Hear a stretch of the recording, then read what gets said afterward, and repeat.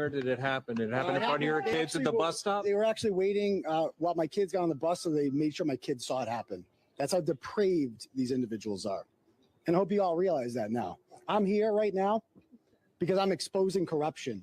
I'm exposing what really happened to John O'Keefe and the powerful and well-connected people who murdered him and cover up his murder. And this is what the state does to you when you do that.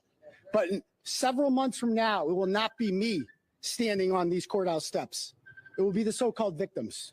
That's who will be here. Because ultimately justice will prevail and truth will prevail, and they will never shut me up. They will never, ever, ever stop me from reporting the truth about what happened to John O'Keefe. Have you made $5 million off of this? What an absurd and ridiculous. I wish.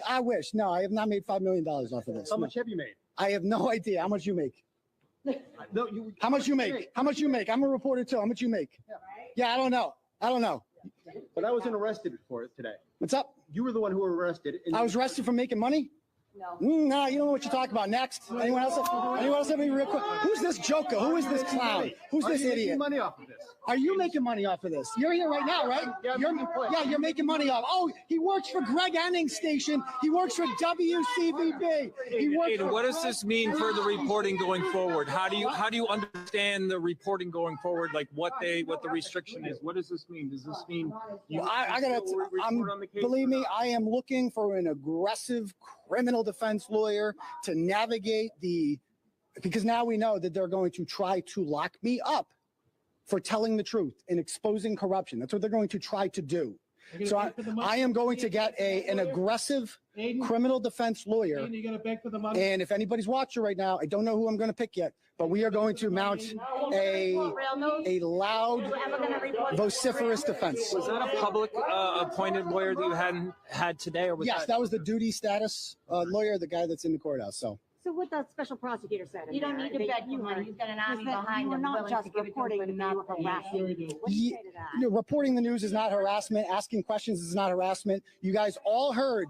You all heard what they read out loud today. And by the way, I was arrested by that guy right there, Lieutenant Brian Tully, one of the people I've been exposing.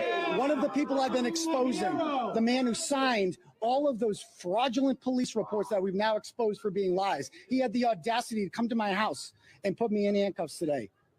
I'm not scared of him, and I will not be silenced, and I will be steadfast in keeping on with this mission to expose the real killers of John O'Keefe. Do they serve a search warrant in your house too? Yes. Do you know what they grabbed from your house? Did they pull anything out? I have no idea. So Are you going to do anything differently as far as your job? everything that you heard in that courtroom today is legal, protected opinion. I would like to point out that 2 weeks ago in this very same courthouse, one of the alleged victims in this matter attempted to get an order in here using those same exact arguments and those same exact quotes. The judge denied it. The judge denied that order in this same exact courthouse 2 weeks ago. So what has changed? What facts of his case have changed? Absolutely nothing. This is a gross exercise of state power. This is what fascism looks like.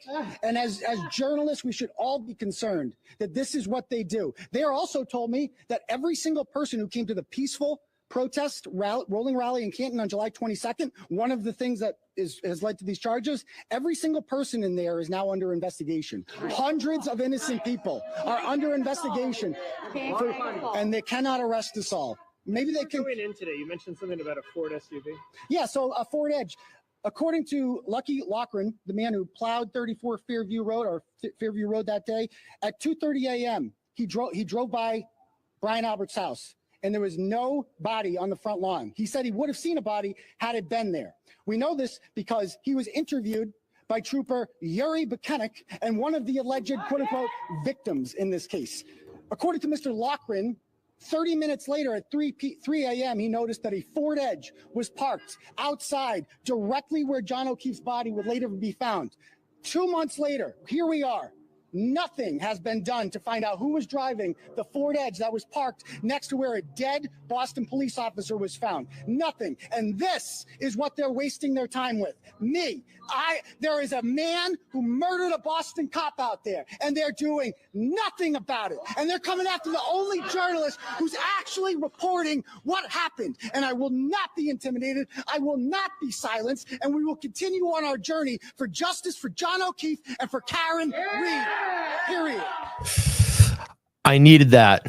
I needed that. I needed that. I needed that. I needed to hear it. I love the last 5 seconds of that. There is someone out there that murdered a Boston cop, and what they are trying to do is silence the only journalist that is sticking up and raising awareness about the murder of John O'Keefe and Karen Reed. I love that. I needed to hear that. I needed to kind of some fight, some grit, some dirt tonight. But welcome in, everybody. Welcome back into Let's Talk Live here on the LTL Media Channel. It's so awesome to be with all of you here tonight.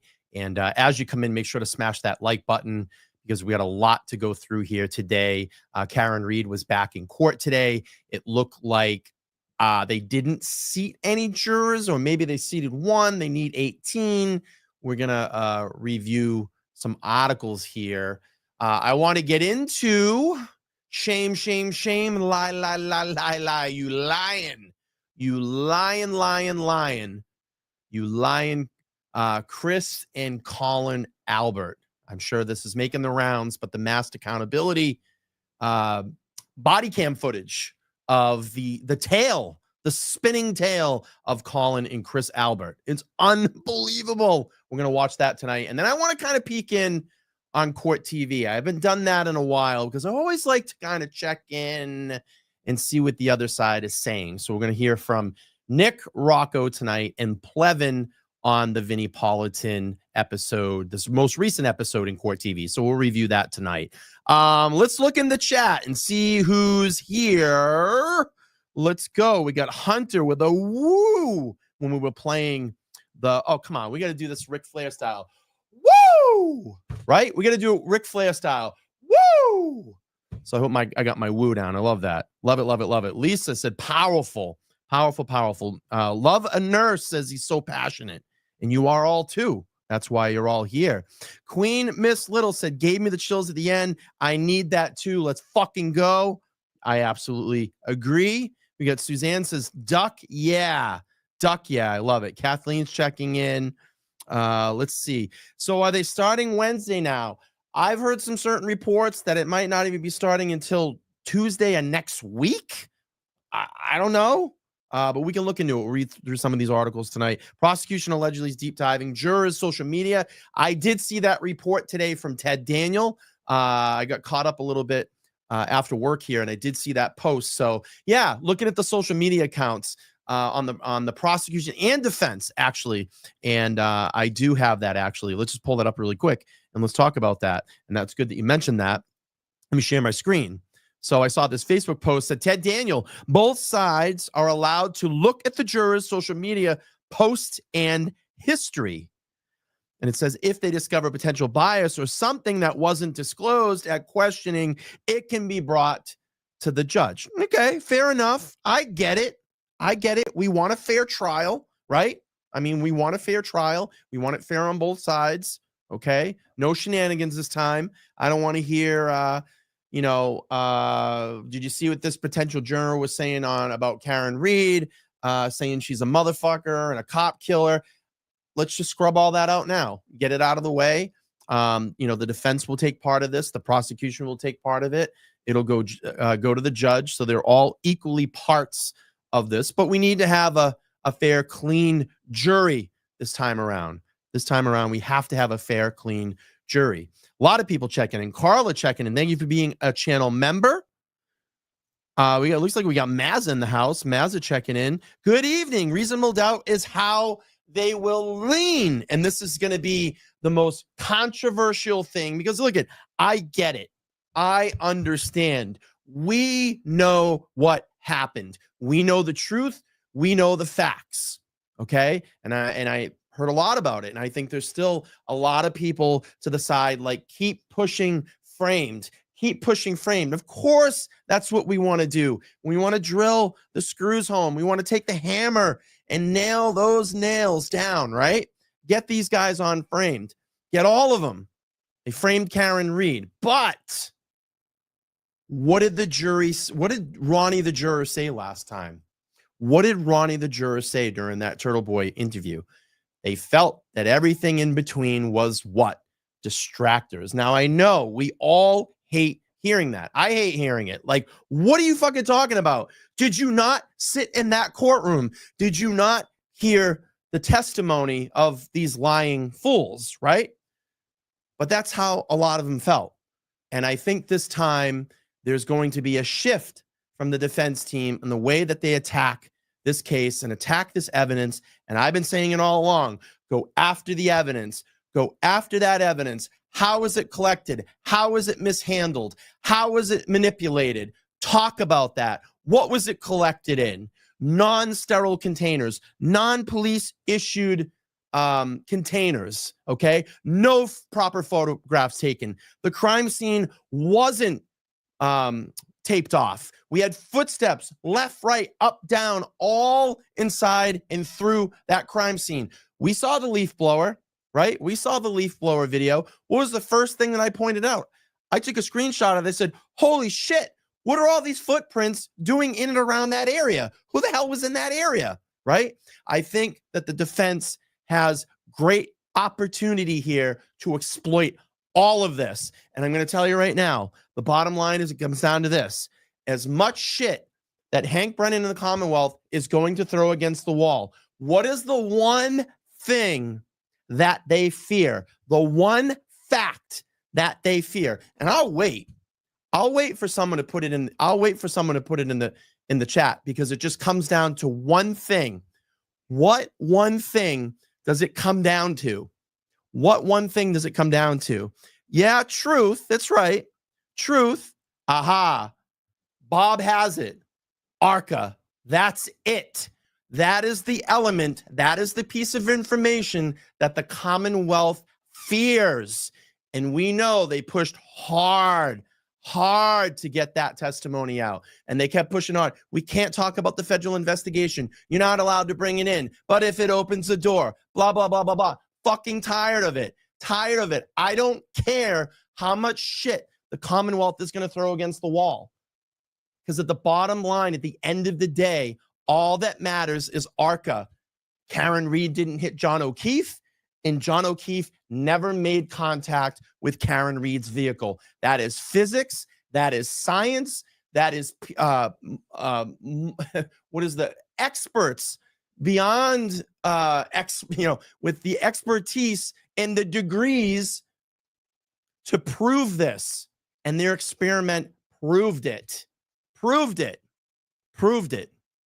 Truth, facts, black and white data. It's there. And you can't deny it. Just like that 227 Google search. You can't deny it, Jennifer McCabe. It happened. You deleted it. It's there. It's in the Celebrite report. You deleted it. So I don't care. It comes down to ARCA. I don't care. I don't care if you're gonna do this. If you're gonna do this, I don't care.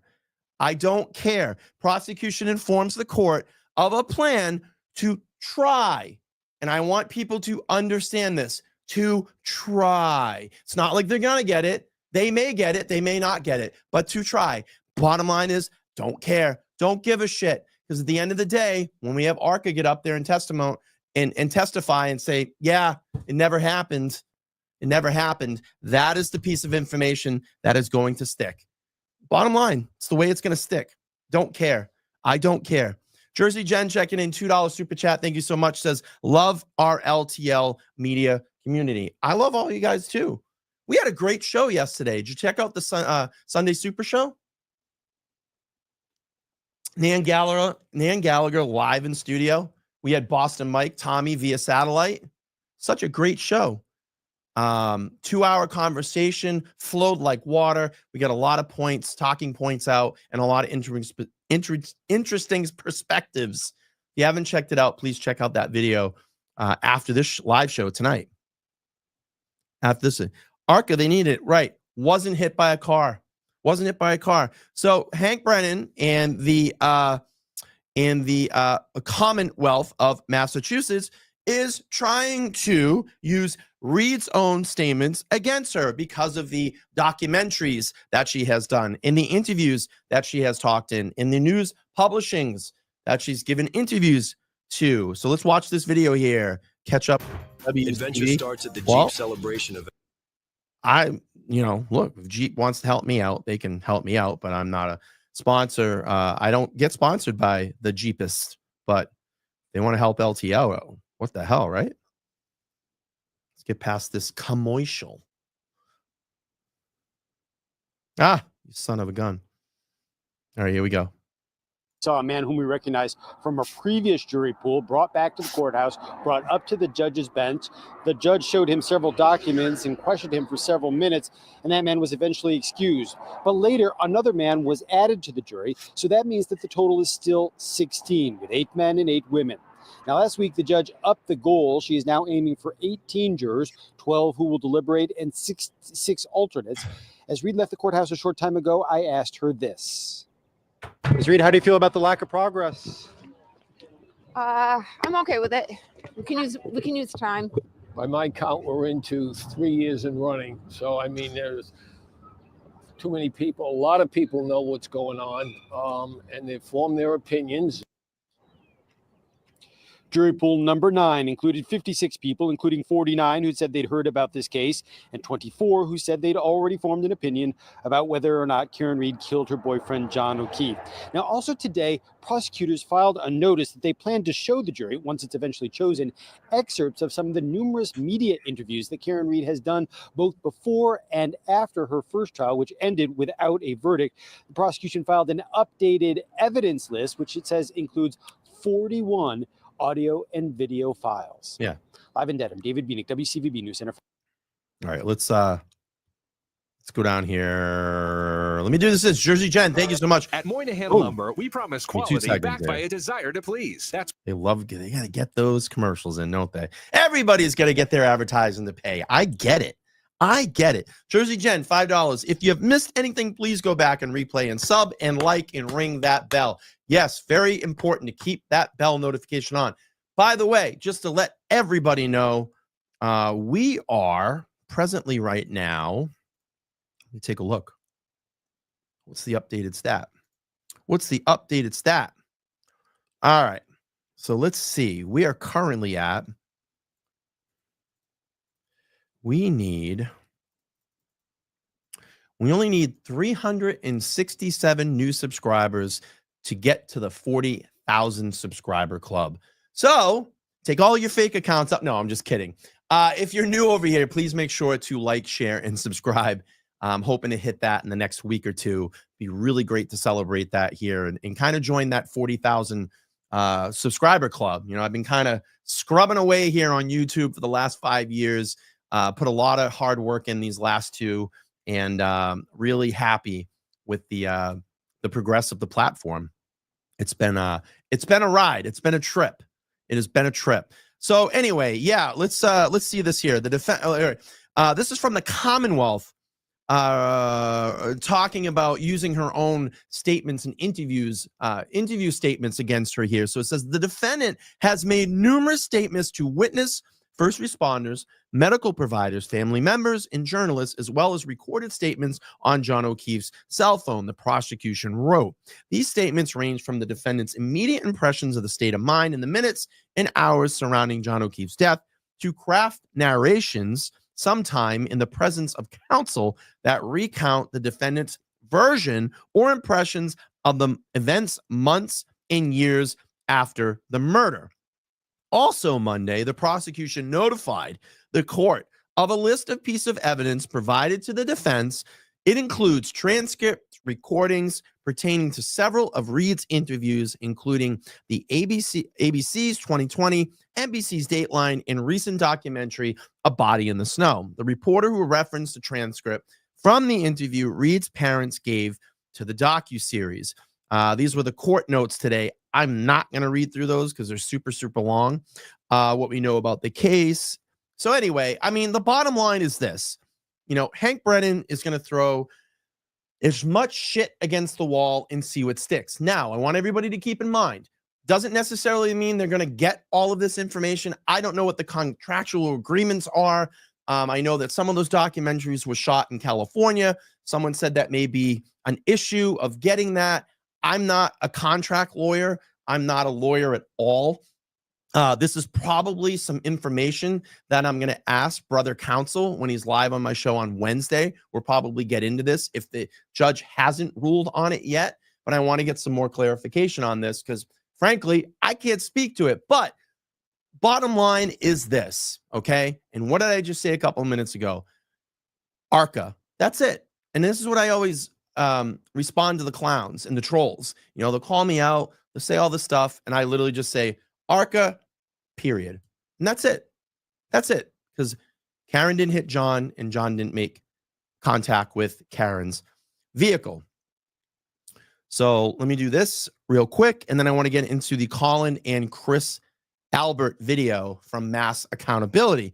So it says here, we can use the time. Karen Read retrial no closer to full jury after Monday's work.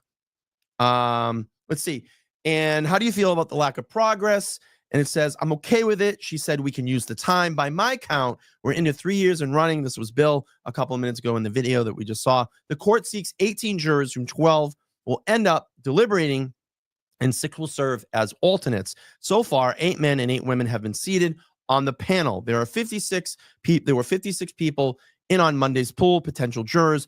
49 have heard about the case. 24 formed an opinion and 4 admitted to having bias. 28 people said serving on the jury would cause them hardship. And it's crazy because if you look how when this started, the jury selection, it was like a bat out of hell. I mean, there were jurors getting picked left and right. I know people were getting nervous and oh, this is happening too quick. From my account and what I remember, wasn't in 1.0, the jury picked in like 5 or 6 days. So, I mean, it's pretty close to up par with where we're going now.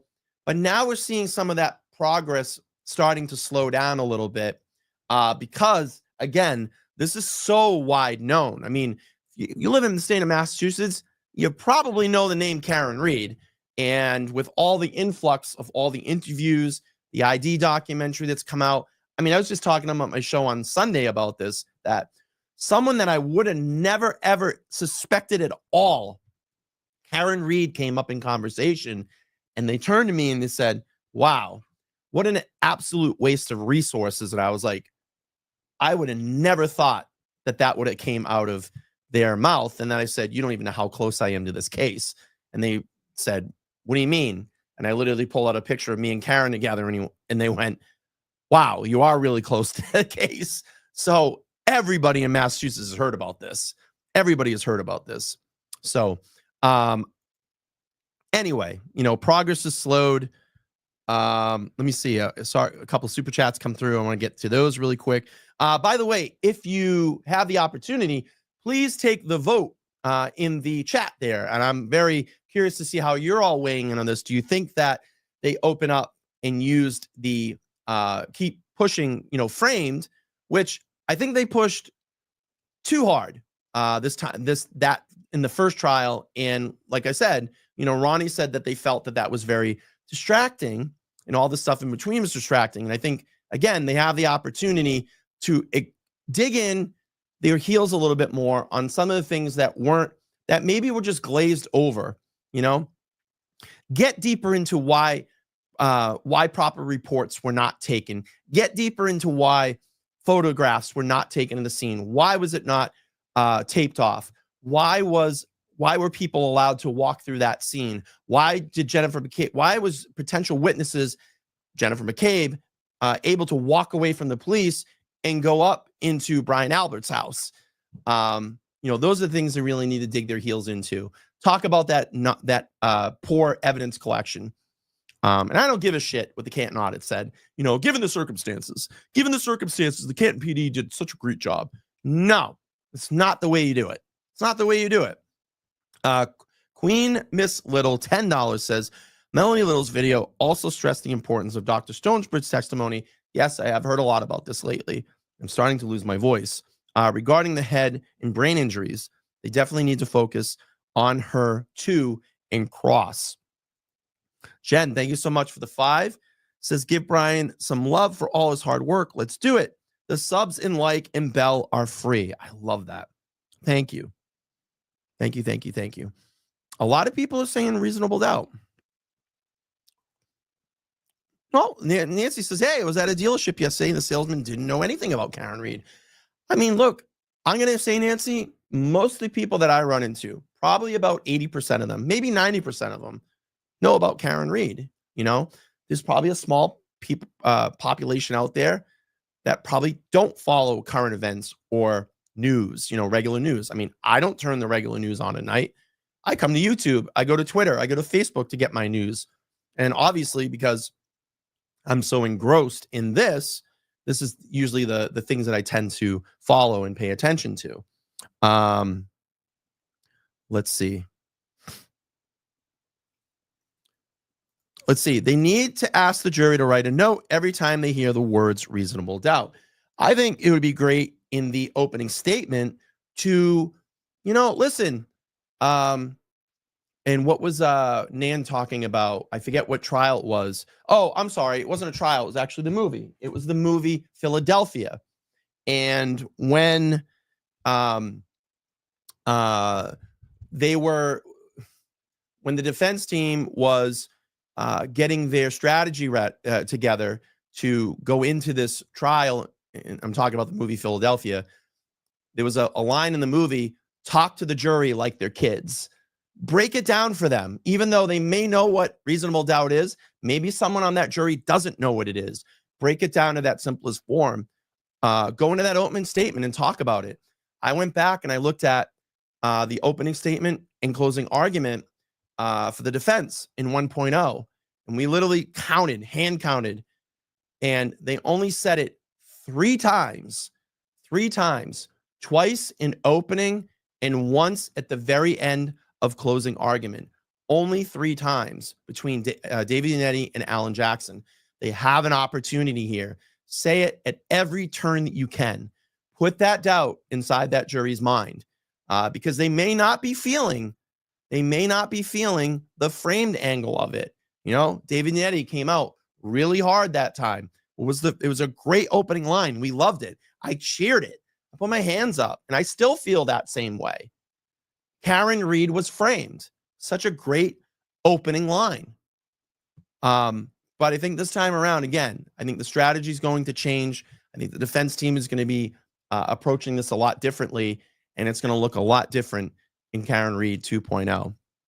Okay, let's get into the video that has recently made its rounds around the interwebs of the Chris and Colin Albert incident with mass accountability. I was watching this morning, and I cannot believe the lies when Chris and Colin went to Canton PD and told the story about mass accountability supposedly following them around. He literally has video of Colin Albert doing fucking pirouettes around him, like just following him around everywhere. He's like, I drove. He's like, I ended up in the cemetery, parked my car. It's going to walk over to the Canton PD.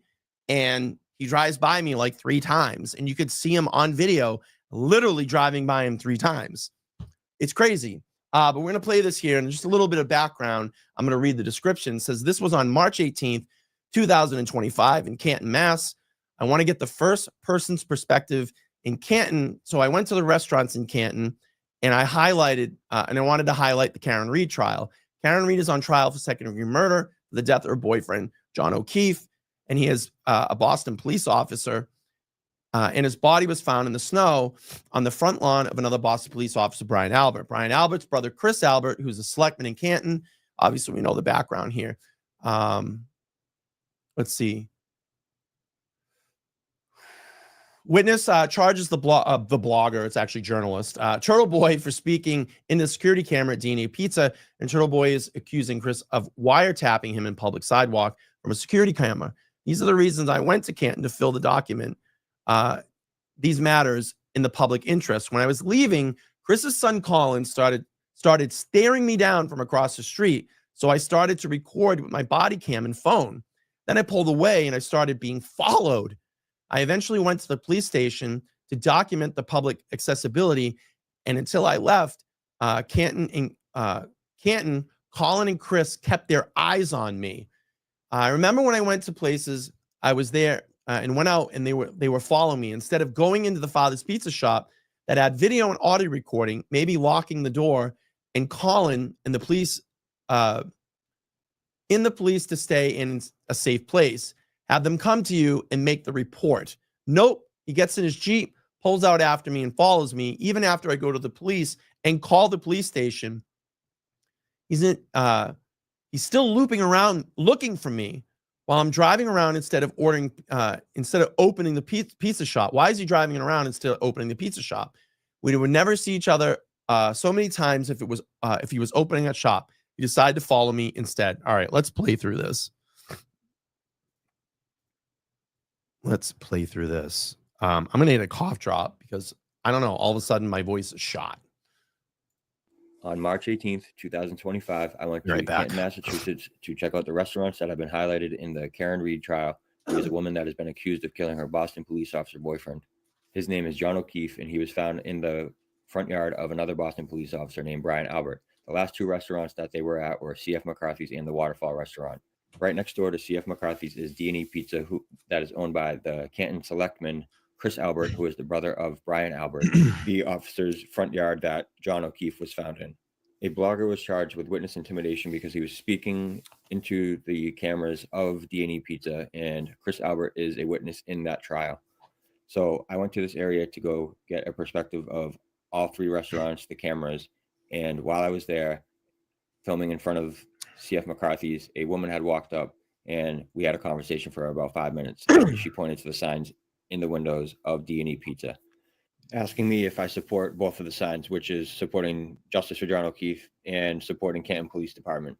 Right at the end of our conversation, I noticed a Jeep pull up a couple parking spots down, and I was finished with my filming, so I went over to my car. I had heard a call come in for a woman that thought she was being followed, so while I was walking over to my car, I sat down to get directions off of Google Maps to that place. Is the caller in Kathy's?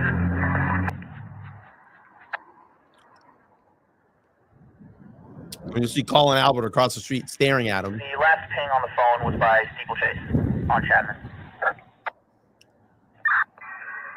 And the thing about all of this is that you have every single right on God's green earth to do what this gentleman is doing. It's public.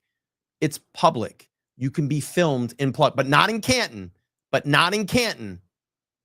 Canton, they bend the rules. But anywhere else on earth, you have every God-given right to do what he is doing. You're in public. You can be filmed in public. Just not in Canton. Just not in Canton. Roger that. Send you up the link for that. Didn't see anybody. Once I got in my car, he got out of his Jeep and he started literally standing there staring at me. So I activated my body cam and started recording with my phone. As you see, he's going to be staring at me right when I start recording. And he was doing that for at least 10, 15 seconds. He goes to the door and then he walks back to his vehicle. Once I start pulling away, he also pulls out of his park. Great point here by Queen. She says, this video can add reasonable doubt too. It proves they have no problem lying to law enforcement and filing fake police reports. Makes the jury wonder what else they have lied about. Hashtag reasonable doubt. That is a great point that you brought up. That is an absolute great point that you brought up. So I figured what he was going to do is follow me. So I banged a Yui and we ended up passing by each other once again. I pulled back around down the street. It is not illegal to film in public. It's not illegal. You can literally walk into the Canton Police Department and film. That is a public space. If you walk into their lobby and you have your camera rolling, you have every single right to do that. I'm going to tell you one thing. Check out the channel Long Island Audit. Check out Long Island Audit. He does it for a living. He goes in and makes sure that our public officials are acting within the law. I can walk into any public building that serves, any government building that serves the public, the DMV, a police station, a post office, and I can film as long as I'm in the publicly accessible areas. I can film there. I have every right to do that. I have every right to do it. But that's a great channel to check out. I love Sean. I love Sean. And then I headed to the call that I was going to of the woman being followed, which was very close to the police station on Washington Street. It's called Cassie. And I'm just going to say this, and I'm not picking on you. You say that's creepy. You know what's creepy is that when I walk into a government building, okay, and I look above me, there's 9 million cameras recording me. They have no problem recording you. They have no problem recording me when I walk in those spaces. But if I take out my phone or you take your phone out and record, it becomes a problem. So they're watching you. That's what's creepy. You shouldn't have to go through all that shit. They have 9 million cameras in there. Sure, I'm going to take my camera out and I'm going to record you too. I have every right to do that. And you have every right to do that. Corner store. That call was cleared as soon as I was pulling up. The officers were getting back in their car. I went down the street, turned around. I ended up being behind a police officer, and I was heading to Canton PD. I parked here at the cemetery, and I walked down to Canton PD because you know how we do when we're out filming police. You don't want them to get your vehicle and your identification from your license plate. When I was pulling past the police department to go park at the cemetery, I noticed who is now known as Colin pulling into the police department, and you can see his Jeep to the left right there. I pay him no mind because I'm not there for him. I'm there to document the police department, as I visited there 2 years prior, and I wanted to see if they had limited access to the public on the second floor, which they have since I was there last time. When I came outside, Colin was gone, and then Chris passed by me right here, and he went through the authorized personnel only, going around the back to the one-way exit on the other side of the building. When I was walking back to the cemetery, I turned around and noticed Colin passing by me once again right here. So I knew what he was going to do. He's going to go down and turn around once again. So I turn around, go back, and I stand on this stone wall so I can get another video of him once again passing by me. Thank God this guy had a camera. As it seems as he's following me and not I'm following him. Remember, D&E Pizza was to the right when you come out of the police department, and he took a left. And this is must be the second time he looped around because of what he describes in this body-worn camera footage. After he went by, I started cleaning my windows because I was parked underneath a tree, and then I heard the radio transmission come in, which made me get this body cam footage. Return, speak to a party in the lobby. They're being followed around, not connected to the recent call. And as you all heard, it said not related to the recent call, which was the other call I went to down at Cassie's Corner Store. For everyone that follows me here on YouTube, I'm sorry. By the way, I love the fact that he's just washing his window. He takes a paper towel out, starts washing the window. I fucking love that. I love it. It's like the ultimate troll. I'm going to sit here and I'm going to wash my window where you're literally driving by me saying that I'm following you, where I've caught you on camera 3 separate times driving by me. Love this. I've been posting lately. I have a lot of stuff that's been going on. I'm going to be able to post a lot more and kind of give you guys updates of what's been happening. I have one case that's in the appeals process, and I have another case that's going to be a revocation of plea. And there they are. I'm going to have 2 open cases once again, and I will keep you guys up to date what's going on. I appreciate all the support. Much love, respect, and appreciation. Hey guys. Hey, what's up? Do you guys want to have a seat? We'll talk in the interview room. Give you some privacy. Yep. What's going on? How are you?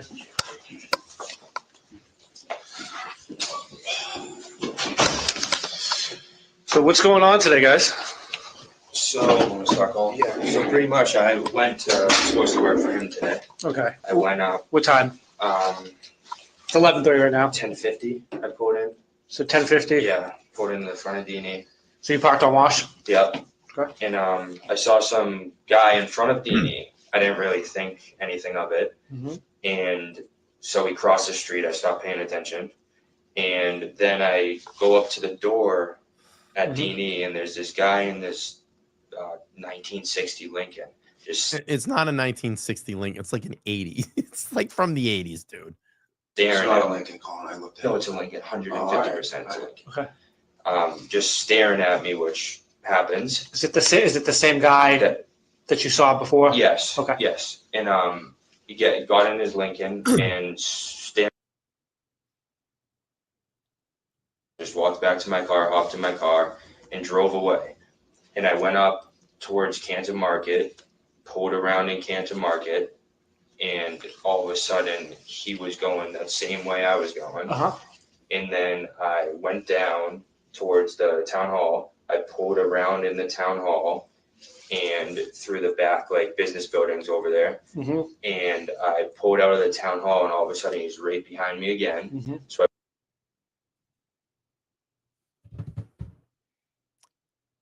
I didn't see that on the video. Did you guys see that on the video? I didn't see that on the video. I went back up towards D&E. I think I pulled around in maybe the Walgreens parking lot. Yep. I can't even remember now. And then I drove straight here, and then I drove straight here, and then all of a sudden the guy. You want to go lock the car? No, it's all right. I mean, it's in the police station. It should be fine. And then. So just to have this right, you went from D&E to Canton Market. Did you pull on? Pulled back on Washington, going back. Did you take a left down? Mechanic and turned around in the park. So did you go mechanic and then like kind of that little swoop? Yeah, you did a swoop, and then you went opposite. You went towards the police station. You went towards town hall. Yeah, and then then turned around in the building right next to the town hall. You didn't turn up to Sherman Street. You turned. Oh, no, I turned on to Sherman Street. Okay, so turned on to Sherman Street, and then that first right, first left, first right, not in the town hall, the building, the Kramer Jewelers used. Okay, so that's like 770, let's call it. Yeah. So let's say town hall's 800, that's 770. So you turned right onto Sherman, right behind that business, and then left in front of the library. You popped out like in the library? Yeah. In front of the library? Okay. Yeah, and then he was driving right past me again, staring at me the whole way driving by. And then I think I went back up towards Walgreens and then turned back. I forget which part. So I have this right. Canton, you went from D&E to Canton Market. Did you notice he was following you at that point? Yes. Okay. Yes. Okay. Yes. And then you did that. Bro, the dude was parked the whole fucking time. He literally filmed Colin like 3 times driving past him. This is all bullshit. This is all bullshit. Little turnaround in the building before Town Hall on Washington Street. You went Sherman, that building, and when you were either turning left or preparing to turn left onto Washington Street. So this is you. This is Washington Street. You saw him coming this way on Washington. Yep, come right by, and then I took a left out there, and then turned back around. So you turned left on Washington Street. Basically, saw him go by, and he had his head every single time I drove by him. He was staring at me. Sure. With almost his head out of the window, staring at me driving by. Sure. And then I did another turn. Now I'm forgetting. So you turned onto what? You turned onto Bolivar Street. No. I stayed on Washington the whole time. I was just. You said You had to turn around though. So where'd you turn around after you took a left? So you turned I to think the it was Bolivar and into the Walgreens parking lot. Okay, then when you were in the Bolivar Street, when you were in the parking lot of Walgreens, how did you from there you came here, or were there more stops and turns? No, from there I came here, but then I turned around and he drove by me again on the way here. And then when I was on the way, he drove by me after I turned out of Walgreens. He drove by me again on the way here. So how did you get from Walgreens to here? Did you turn left onto Bolivar and go Pleasant, or did you come Washington? I came Washington. Okay. I turned out of Walgreens. Took a right and then a right. Yes. Okay. Yes. And then he drove by me again. So then on Washington Street. So on Washington. Probably in the vicinity of what, D&E? A little further closer to Seasons, kind of. Okay. So he turned around again and. Yeah. Okay. And then I turned around and drove. He called me. I said, "Go to the police This station." is the biggest bunch of bullshit I've ever heard in my entire life. I mean, and the thing is, here's the thing too. And what did we see in Karen Reed 1.0, right? When they're all telling their stories, when you're adding in all these like little details, what does that usually mean? When you're trying to over explain everything, you're adding all the details. What does that usually mean? Like, you ever catch, like, I don't know, your boyfriend, girlfriend, significant other like cheating on you. No, baby, please let me explain it to you. See, this is what happened. Or, you know, that text message that, you know, hiding a text message or whatever it is. No, baby, let me explain it to you. This is what happened. This is what happened. I will explain it.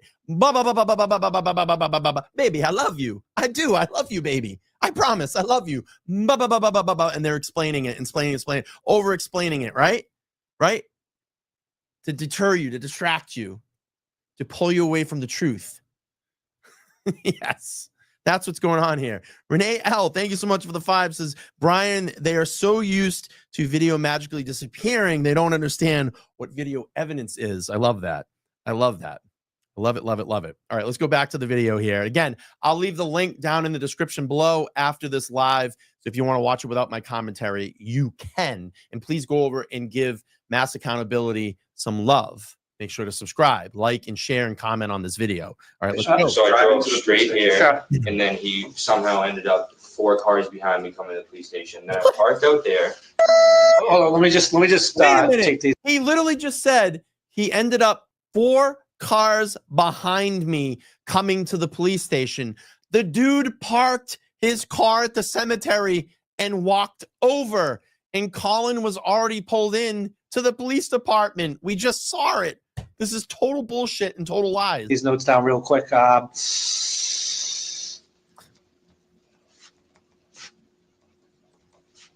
Jesus Christ. You can't make this up. Well, actually, you can.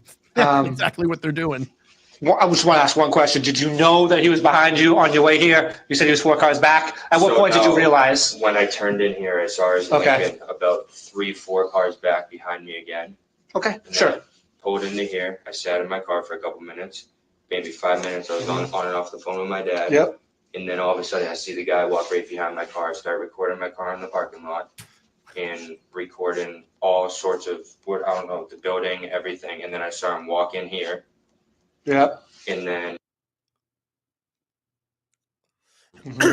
and went down that way. And I actually saw his car parked in the cemetery. Okay, so you took a left out of here. Left out of here, went down there. So just because I need to be specific, you take a left out of here. Yeah. I take a left past. This, so you could either go Randolph Street or you can go Washington Street. I went straight. So you went straight, stayed on Washington Street. Stayed on Washington. So you were at St. Mary's would be on your left? Because Randolph Street also has a cemetery. Yes. Okay. But he was on the one on the right. He was on, his car was in the Randolph Street. The Randolph Street. Oh, that's gotcha. So yeah, man, what's going on? He said, I made a public record, Mass Accountability in the chat says, I made a public records request for the town and police stations cameras. They have 10 business days. I will be in Canton this week. Awesome, man. Awesome. And I hope you don't mind me going through this again. Sending people over to your channel to make sure they like, share, and subscribe. I'm going to post the link down afterwards. So if they want to look at this after and view it without my commentary, they can. But that's awesome, man. They're fucking straight up lying. They are lying. Dude, you were parked at the cemetery. You literally walked over. We saw it on your body cam footage, and we literally saw you walk in to the police department, and Colin's car, Jeep, was already parked there. Holy shit. So if you take a left out of here, there is the church that's physically next to our building. There's the one that's across the street, and then that cemetery, he was in that cemetery. Yes, he was walking to his car. He turned around. And dude, anytime you want to come on and explain all of this, just let me know. I'll drop you the link, or if you want to, do a show, I'd love to have you come on and kind of walk us through all of this. He saw my car drive by, so he clicked. I think he had a GoPro. Yeah. I saw him click something right here. And then I turned around and went straight down, turned around in Kenny Street. Yep. Right across, and came back up. And he was actually, this time he was standing on the rock wall on the Randolph Cemetery side. Yep. On the rock wall, recording where he my car was. drive by the whole time. And then I pulled in here. Okay. Now. Okay. So that part of the story was the truth. He was at the cemetery on the near the Randolph wall. And then he goes, then I pulled into the police. Like, literally, that piece was true. Everything in between that was just lies. Total lies. What's so you said it was 19 60s Lincoln? Well, I'm just guessing, honestly. Yeah, something like that. it's probably the 70s. I have a picture of it. Sure, I'll take a peek at it. Yeah. And if you want to forward that to my town email, Yeah. it's mchin@town. I'm sure you know at this point. M. Chin. So the only thing I can say is that I verified.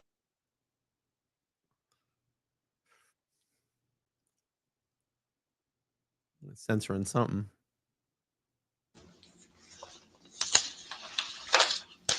That's his car. Dude, and I'm going to tell you right Probably now, 70s. Mass Accountability still in the chat. You have inspired me to look and purchase a body camera now because I am going to do that. I'm totally going to do that. So thank you for giving me that inspiration to do that. I didn't realize how publicly accessible they are, and they're pretty inexpensive. Okay. Yeah, I mean, we're not gonna Getting one. So it's a white. Yeah. We'll call that. What's the name for those? Like a Continental. older. Or is it a Buick? It's hard to tell. Exactly. Tell the truth. I'm just gonna call Before it. you were born. Yeah. Just one day I'm after. just gonna call it an older American car. Yeah. So it's a white older American car. Is there any chance you guys got his license plate at all? I didn't. I mean, it might show up. We might be able to figure it out, but I'm just. Did you get any partial digits? Did you know it started with a 1? Did you know it ended with? Yeah, I never saw No it. digits. Yeah. Okay.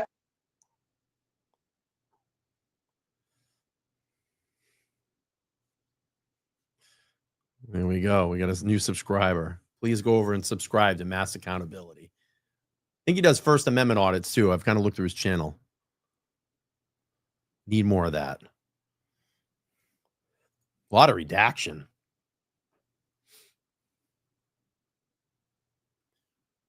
A lot of redaction. Yeah, what are they talking about here, huh? What are they talking about here? Here we go. Mass Accountability says, I've also requested all of the emails from Chris Albert's emails to Officer Chin about this incident, including all the videos and pictures. Yeah, that's a FOIA request. I do quite a bunch of them. I always get turned down by the Mass State Police. I actually just FOIA'd Canton when Turtle Boy had the incident in front of Chris Albert's shop, D&E, with the wiretapping. I actually FOIA'd the police report, and you know what I found out? It was never reported to the Canton Police Department. It went straight to Michael Morsy's office. So Chris Albert had the bat phone, the old bat phone, and picked up the bat phone and called Michael Morsy. It went directly to his office. There was never a report at Canton PD, and went directly to Morsy's office. Because that's what the email, when they responded back to me, Canton said, oh, we didn't handle this. This went directly to the DA's office. So Chris Albert picked up the bat phone and called Michael Morsy. A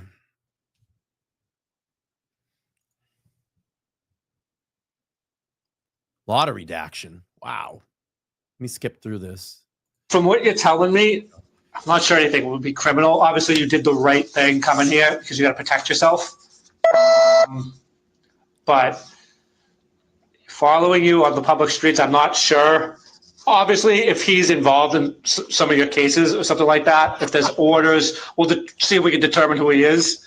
But I'm not sure if there's anything criminal yet. But what would be important is if you see him multiple times, then you can articulate harassment and get those harassment prevention orders. It's not harassment. You can walk down, well, only in Canton it's harassment. But if this gentleman wanted to walk up and down Canton, up Main Street in Canton, anywhere in Canton he wanted to go, it's not harassment. You have every right to walk where you want on God's green earth. Only in Canton you can't do that. I couldn't walk by D&E Pizza probably 10 times because they would call that harassment. I probably would get arrested for it. Unbelievable. Literally saying we can conjure up some harassment charges. We can look into it. Which would if he does it again, like the fourth time, it would be arrestable. So you would need 3 instances. So the fourth, all right. So I can walk back and I can get called on from D&E Pizza 3 times in Canton, but the 4th time they're going to arrest me. That's crazy that you would even admit that and have that put out to the public. That's absolutely crazy because you have every right to walk where you want. It's not harassment. If I walk by D&E Pizza, it's not harassment. It's absolutely not harassment. Now, if I went in there and I caused a scene inside and kept continuously doing it in their face or whatever it is, I don't know. Maybe that is harassment. I don't know. It's free speech. I can say what I want.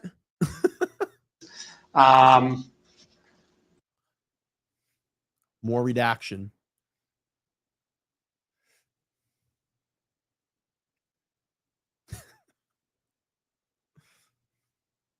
Yeah, exactly. Yeah, I heard that. If he's involved in some of your other cases. Exactly. I mean, you gotta have every right to free speech. You can say what you want. I can walk where I want. I can say where I want. A lot of redaction. Are off the top of my head, I will have to look. Next thing I do is I'll go in there, I'll check what stalking is. But like for right, I would imagine, you know, what this was over the course of 30 minutes probably would not constitute stalking. Now, if it continues, that would. They're pushing hard, huh? You're getting more and more. And we'll document. As far as figuring out who he was. A lot of redaction. Yeah, it's a good point, Renee. What if he was someone covering pizza joints in Massachusetts? Like what? Dave Portnoy does the what? One pizza review, one bite review, pizza shops. What if he's doing something like that? He's out there taking footage, like B-roll footage. You have every right to do that. Do they file complaints on all potential customers sitting outside their shop? That's a good question to ask. Only in Canton. It only happens in Canton. For you, our reports and see if see like that's how you can figure out who he is. Just so you're arming yourself with knowledge. Yeah. Okay. What I do here is I usually leave my body camera in here. So I'm gonna put this down. I'm gonna leave it in here just so like your private conversation isn't obviously private. There's also cameras in here. Yeah. So I'll go talk to the supervisor. I will look up the stalking elements. So I'll educate you. So you guys are armed with knowledge because you should really. And here's the tip I tell people for everything: any crime you're wondering, what do I need to prove this? Google stalking Massachusetts jury instructions. Yeah. If you want to do it right now, I'll help you. Right. It comes with the elements and like little footnotes, and that's how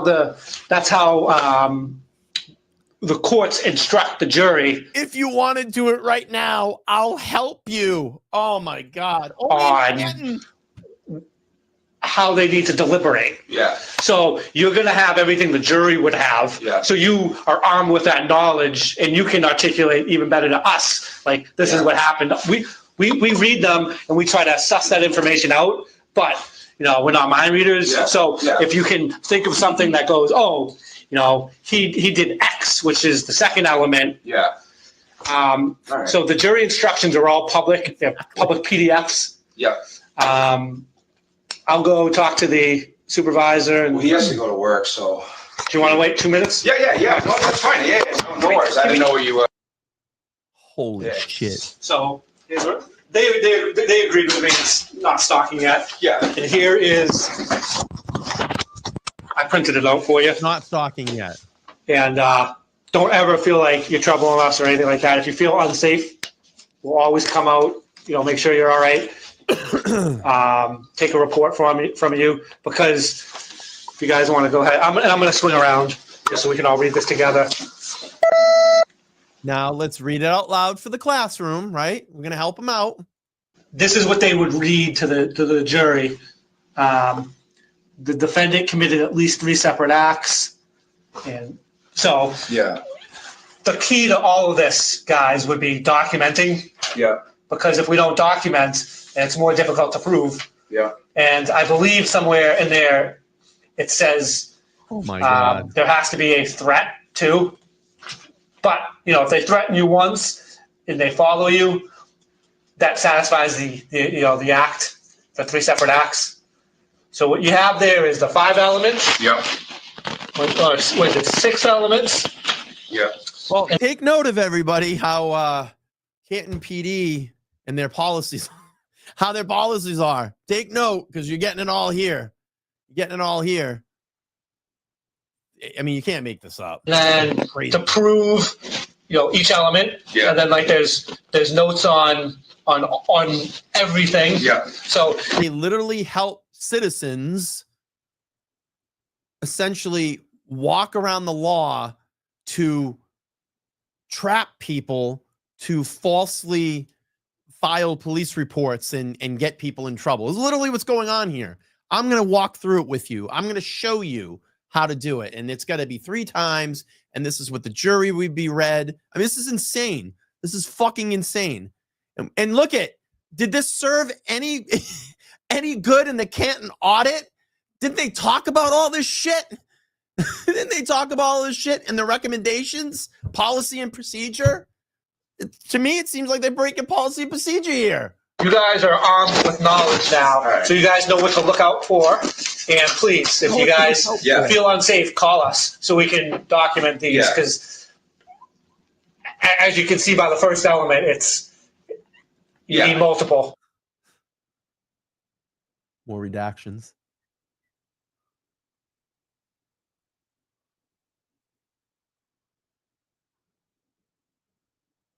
Stop blocking their faces. We know who they are. Armed with knowledge. He did, but he was holding it up, and somebody asked, "Can I help you?" He said no, and it's a public building, so we let him walk. We let him walk around. I don't know where he went, what he did. But apparently he was just filming the building, which has happened before. And they're filming everybody that's the way. walking by their pizza place and audio. They know everything that's going on in town. They're hearing everybody's conversations. This is okay. It's unbelievable. That's the game plan, I would say. Document. Don't be afraid to call. And because it's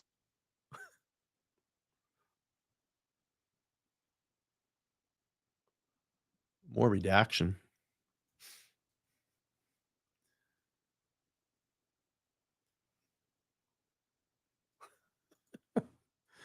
Now you're armed with knowledge. I'm arming you with knowledge. That's a fucking there's a guy on YouTube. Knowledge. He always went knowledge. Tay something. I'll tell you how I got this Lamborghini from reading all these books. Knowledge. Oh, so many redactions. Wow, they redacted all of this. Guys, I appreciate your time. Take care. Thank you. Yeah, anything you guys need. Yeah, thank you. Bang, bang. After you guys. Bang, bang. All right, I appreciate your time. Yep. Thank you. Thank you all for watching. Please remember to like, share, subscribe, leave a comment. Also go to my other social media platforms and follow, like, share, comment, react, do all that, help the algorithm. Much love, respect, and appreciation. Good stuff. Good stuff, Mass Accountability. I love it. Good stuff. Good on you. Good on you. Yeah, make sure to go over and subscribe to Mass Accountability. I appreciate him letting me, for jumping in the chat and let me play that video. And I'll leave the link down in my comment section after this video posts. So if you want to watch it without my commentary, or if you want to share it, or go over and subscribe to Mass Accountability. All right, let's take a look at the most recent Court TV episode, because I always love to check in with the other side. Plevin. We got to do a check-in sometimes with Plevin. It was on with Vinny Politan the other night and Nick Rocco. Let's check it out. Let's see what was going on over there at Court TV. Here we go. Speed up a little bit.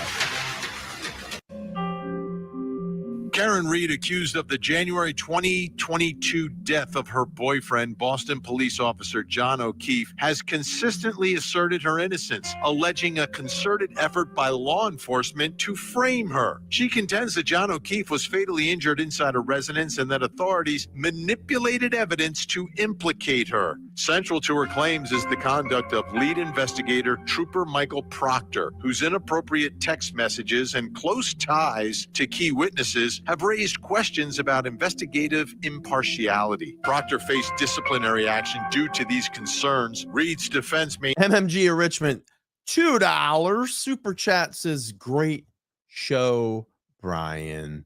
Thank you, thank you, thank you, thank you, thank you. I appreciate it. Let's get some applause.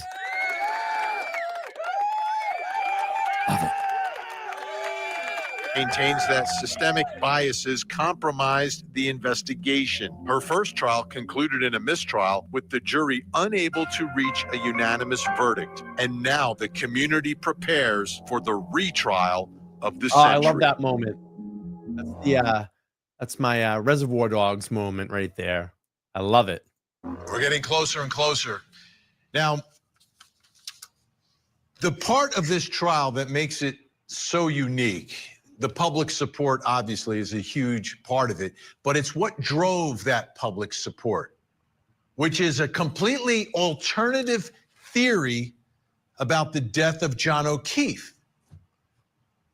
We're talking about the defense saying, listen, Karen Reed, this wasn't an accident, this wasn't a murder. No. Someone else did this. Do we still think that Vinny's come around? Has Vinny come around? Is he free Karen Reed? Let me know in the chat. Do you think Vinny is free Karen Reed? We know Julie Grant is not. She's for the other side. Oh, by the way, I wanted to make this announcement today. I don't know if you all saw this, but this was a case that I was following here on the channel. Unfortunately, it kind of got stretched out for a long time because there was no new evidence. But today in Maryland, Rachel Morin's family finally got justice. Her killer was convicted. I believe his last name was Hernandez. I think it was Victor Hernandez. And it has been convicted of killing Rachel Morin. So it's great that family got some justice in conclusion to her murder. And it's just such a sad thing that she was taken very, very young, had a few kids, and was pretty well known in the community. It was just a sad thing that happened there. So I'm so glad that he has been convicted. Everybody thinks Vinny is free Karen Reed. Someone else in that house did this? And I say that because during the course of the first trial, there was a piece of evidence brought in by the defense, and it was a video from inside 34 Fairview, the home where the party was, and it's in the basement and then exits the basement. Let's take a look. They're opening up what do they call it? The bulkhead latch from outside, and there's some stairs down there, and those stairs go into the basement. Now, if you go up those stairs, out of the basement, backyard to the fence, and you open up the door to the fence, and then you walk forward on the yard, it will take you almost precisely to where John O'Keefe was found dead. There you can see the flagpole, the fire hydrant, that whole area. That's where John O'Keefe was found. So that evidence brought in to demonstrate, I guess, how John O'Keefe could have been removed from the home and placed onto the front yard. But that's kind of like the tail end of everything, which brings us to the first question in our investigation, which is, what exactly, and that's the key word here. I know conspiracy, cover up, frame, all of that. But what exactly is the defense's theory? And it's the theory of the death of John O'Keefe. Like, how does he die? Who does it? We know who did it. Let's talk about it. We know who did Let's it. bring in Karen Reed, supporter and creator of the Justice for Officer John O'Keefe, and Karen Reed Facebook page, Nick Rocco, and YouTuber and author of the book Storm of Suspicion, The Karen Reed Trials. Kevin Lenahan is with us. Great to see you both. Let's talk about this. All right, Nick, let's try to understand this, right? So the theory is that John O'Keefe goes into the home. What happens? What is the theory? What is the... By the way, I want to congratulate Plevin on the new breast implants. Those two things are going to bring a lot of super chats on your channel. I'm telling you, they're looking ripe. The basis or the working theory of how John O'Keefe died. Well, I don't speak for the defense team, but if what I'm following along is basically John O'Keefe goes inside the house, words are exchanged, and a fight breaks out. I think the defense team believes it was downstairs in the basement, and obviously it was a fight gone wrong where you have that fatal blow to the back of John O'Keefe's head. Now, I don't think they've specifically said what they believe had caused it, whether it was the ground, a fist, a weight, and then obviously while this fight is breaking out, you have Chloe, the dog, that is attacking John's arm while this is going on. And I believe the reason why they're showing this bulkhead is because that's the only exit out of the basement, which would make the most sense as to, why potentially some of the people upstairs are saying, oh, we didn't see John, or, people are saying he never came inside the house. I don't think they're saying that he entered that way. I believe they're saying that that's the way that he came out of the house and then obviously brought onto the front yard. Obviously, you have a lot of coverage being in the backyard, so it's a short distance from that fence to the flagpole. But I believe it's pretty simple of a theory that a fight, broke out and it turned bad. And, Judge Beverly Cannoni had made them name names. I don't believe the first time that they named the names, but she did make them name the names this time, and they named Colin Albert, Brian Higgins, and Brian Albert. So it's going to be interesting to see what they put forward this time, but I believe it's going to be pretty similar. Let's take a listen to that hearing on third-party culpability. We're solely seeking to introduce the crux of a third-party culprit defense, which is evidence of motive, opportunity, and means, all of which Brian Albert, Brian Higgins, and Colin Albert had. We see in their motion there's a grand claim that there's extraordinary evidence that John O'Keefe went into 34 Fairview that night. That is critical. We didn't hear any evidence. We just have the bald assertion that the data forensic evidence will show that he was in the house. It didn't. It doesn't. They don't have a proffer. So there is no opportunity to murder John O'Keefe when all the evidence points to him dying on the front lawn from an alleged collision. So let me do this before they get back to the segment. I want to ask you in the chat, because this has been some conversation, and I talked about this with Nan on the show yesterday. Now, we've introduced the third-party culprit again. We saw that in Karen Reed 1.0, and they've now done it here in 2.0. Do we think that this is a curveball that the defense team is throwing at the Commonwealth to kind of throw them off and they go in a different direction? I do think that some of this will be introduced. They will talk about the deleted Google search. They will talk about Brian Albert not coming out. They will talk about Chloe, getting rid of Chloe, and they'll talk about the waterfall video. Of course, Brian Albert, Brian Higgins duking it out, kind of fake shadow boxing. That probably will happen again. But do you think this is a curveball that they're throwing at the Commonwealth? Because like we said, it's not checkers, it's it's not checkers, it's chess. Do we think that it's a curveball to kind of throw off the Commonwealth? Let me know in the chat. Okay, Kevin, what are your thoughts here when we talk about this defense theory? A fight breaks out, right? coming into the house? What do we know about the entrance to the house, the entrance to the basement, and where Brian Higgins, Brian Albert were? We're taking a look at them right now. And this was evidence also doing some shadow boxing at the waterfall that night. What do we know about the entrance to the house and how you would get down to that basement? Well, I think what you're doing now is exactly what they don't want the jury to do, which is to try to really dig down and find the specifics of their theory. They don't want that at all. What they want is they want to get the jurors to say, well, what about this? And what about that? The key thing is throw a bunch of stuff out there that looks a little weird, like butt dials or whatever, and keep them distracted in that way. And that way they won't zero in on the key evidence. So the key evidence shows that John's phone, at least, never went inside the house, period. There's no way to argue that it did.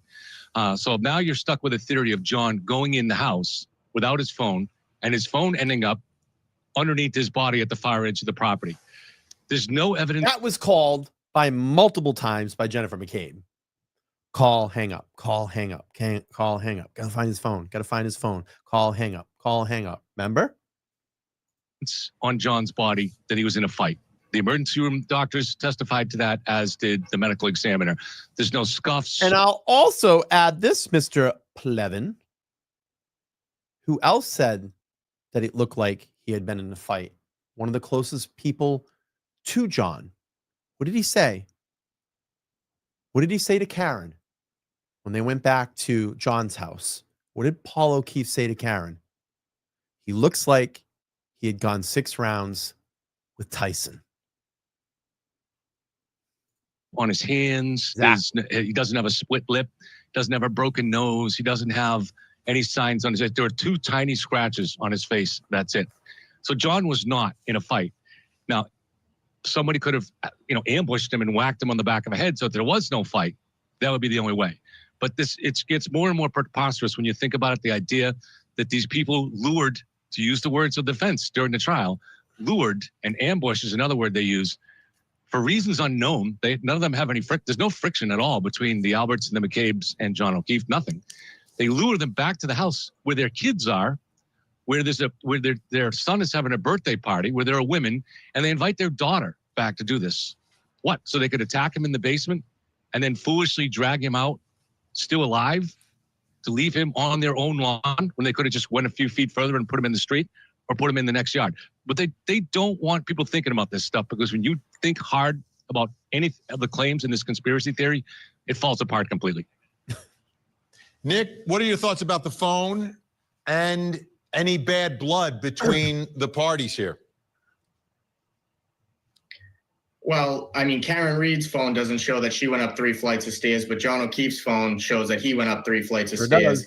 And the GPS is not always 100% accurate. I mean, you can look at your phone right now, and it might show you that you're on the front lawn, and then eventually it moves around a little bit here and there, and then might find exactly where you are. So it all depends on the service in the area as well. And we know that Brian Higgins, Brian Albert, and the rest of them had said they don't get really good cell service over there. So then, especially if you have clouds in the sky, you got snow falling down, that's going to interrupt GPS signals. So, I think I will concur with that, because when I did actually go down there for the first time, when I went down, I actually did a live stream from there, and the service was terrible down at 34 Fairview. One of the biggest things that, Kevin is stuck on is that GPS data.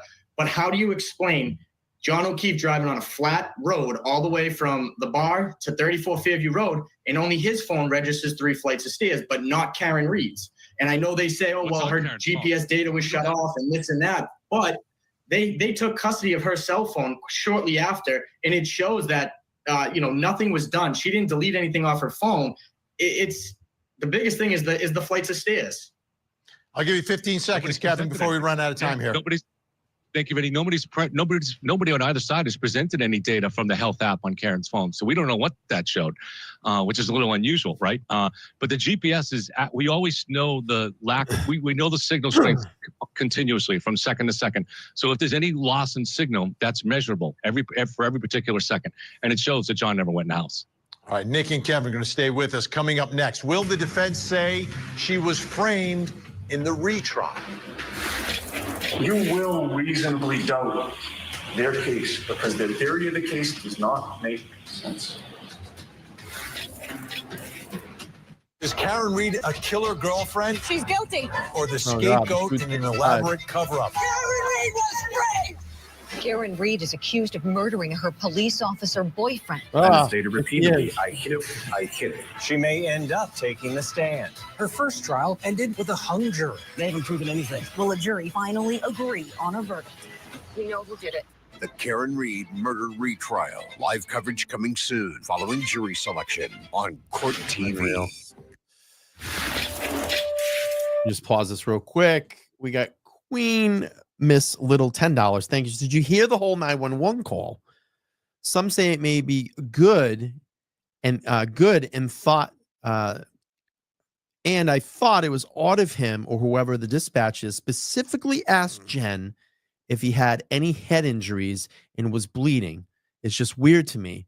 I do have the whole 911 call here on the channel. I would have to go back and review it. I mean, I haven't probably heard that in over a year. But I know that has been just recently talked about again too, the 911 call. I can't think of the guy. He's a lawyer, his channel, Carl, maybe you can help me, but wasn't he talking about the 911 call on a live, maybe a couple nights ago, kind of breaking that down? All right, let's go. You will reasonably doubt their case because their theory of the case does not make sense. You will reasonably doubt their case because Karen Reed was framed. Thank you. And the evidence shows that, despite the fact that the police never ever investigate caused his death, and that means that somebody else did. You will learn that it was no accident that John O'Keefe was found dead on the front lawn of 34 Fairview Road in Kent on January 29th of 2022. You will learn that at that address lived a well-known and well-connected law enforcement family in Kent, the Alberts. Because the Alberts were involved, and because they had close connections to the investigators in this case. Yeah, none today. Karen Reed was framed for a murder she did not commit.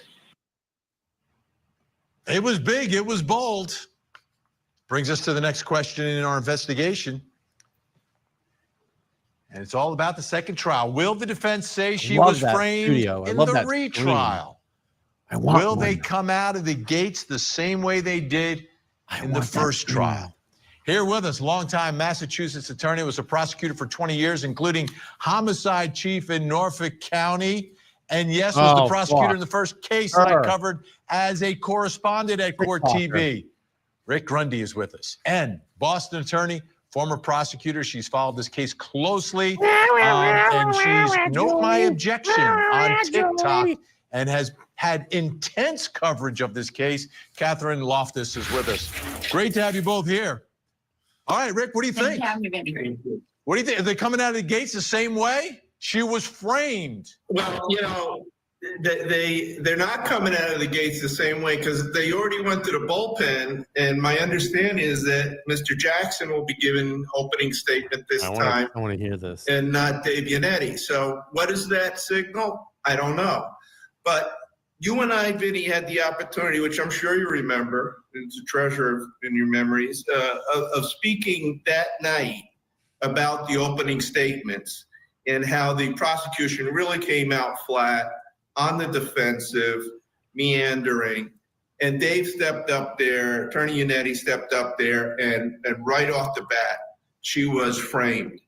And it was, as you said, it was bold, it was gripping, and it's overshadowed the opening statement of the prosecution.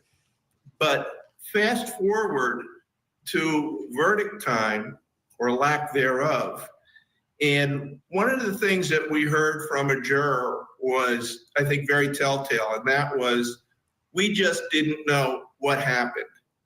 Well, if you present your case in one manner and they listen to those instructions, we don't know what happened equals not guilty.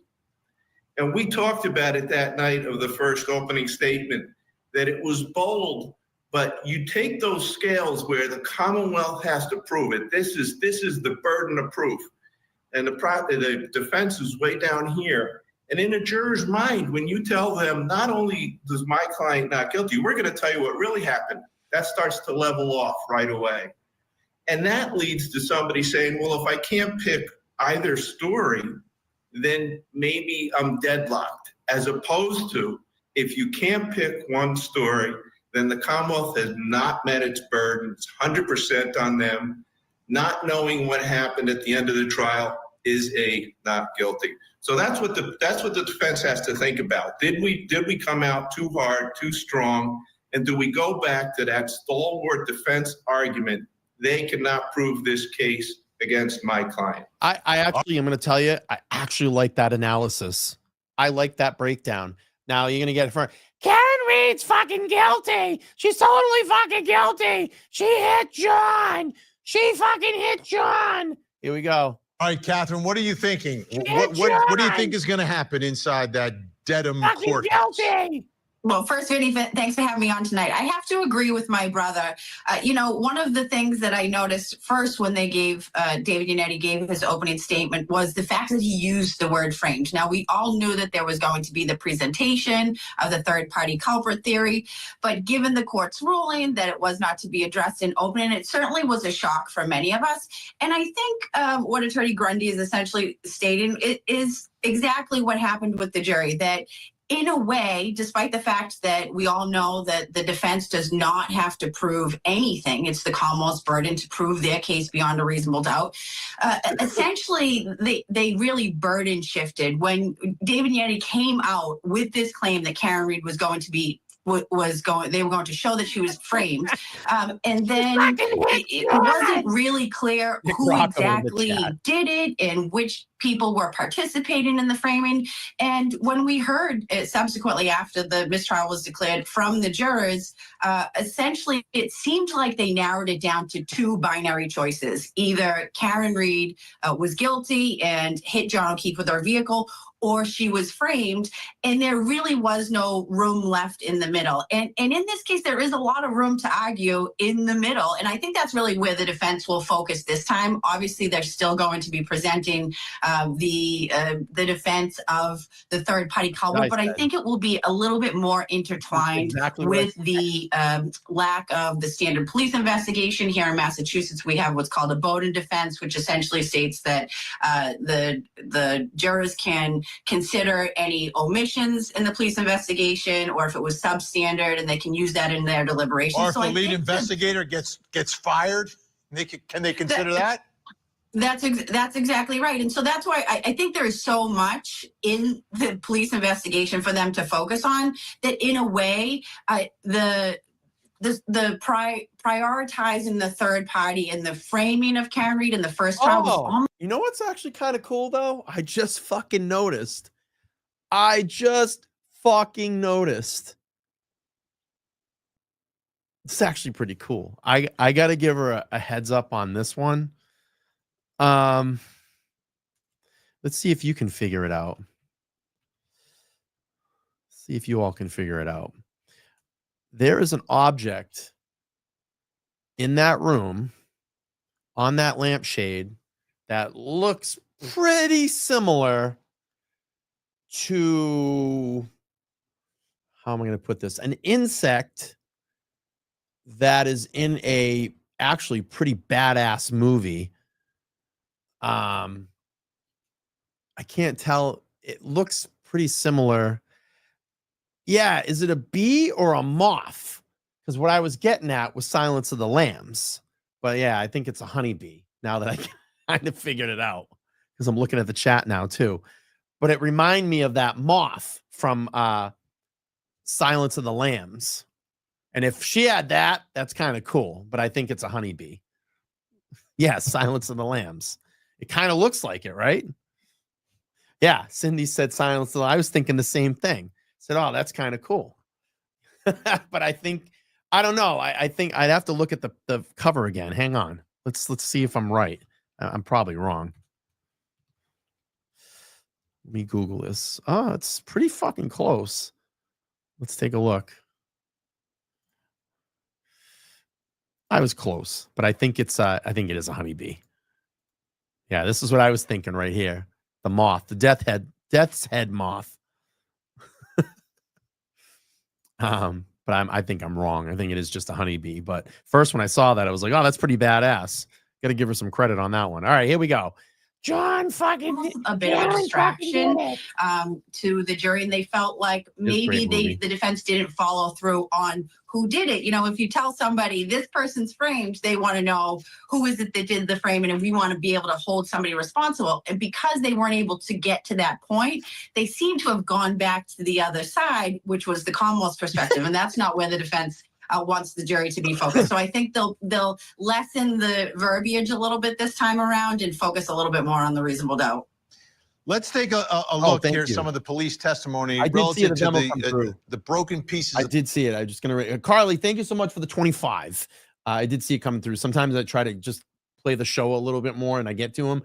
She said, always for aiming us, for always arming us with so much knowledge. Love you, channel. Thank you so much. You know, look, I have a different approach here. I know everybody else has a different approach, but I love that, you know, we all come to this kind of communal space and we have open discussions. That's what I love about it. It's what I love about the live chat, that we can all interact, have the open discussions, and I can get a feeling of the vibe of how you all feel out there.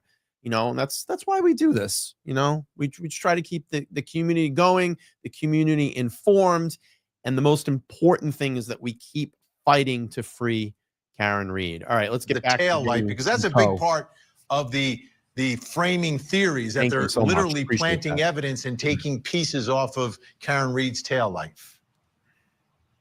I found multiple pieces of red and clear tail light.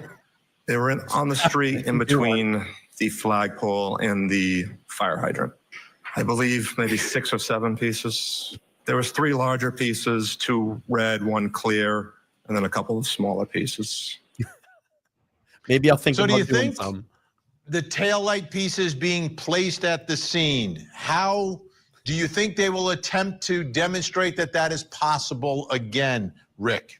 Yeah, and you know, Bev's Bias Union, $5 says, hey Brian, if you do a quick Google search, such as frostbite starts within 30 minutes in 20-degree wind, no way he was out there for 5.5 hours. Absolutely not. I mean, we even heard from Karen the South. I had John's blood all over my face, all over my mouth. Well, if John was out there for 5.5 hours, then how is his blood essentially still flowing? And what did she just recently say? That she picked out 2 pieces of glass, in the nose, and the blood ran down his nose. So, yeah, I mean, if someone was out there for 5.5 hours, then why would their blood be flowing? Doesn't make any sense. Body would be frozen by then. And thank you for the super chat. Appreciate that. Oh, what'd I do? I think, I think this is the kind of thing that that we were just talking about. What is going on? Rick has frozen. Catherine, you're up.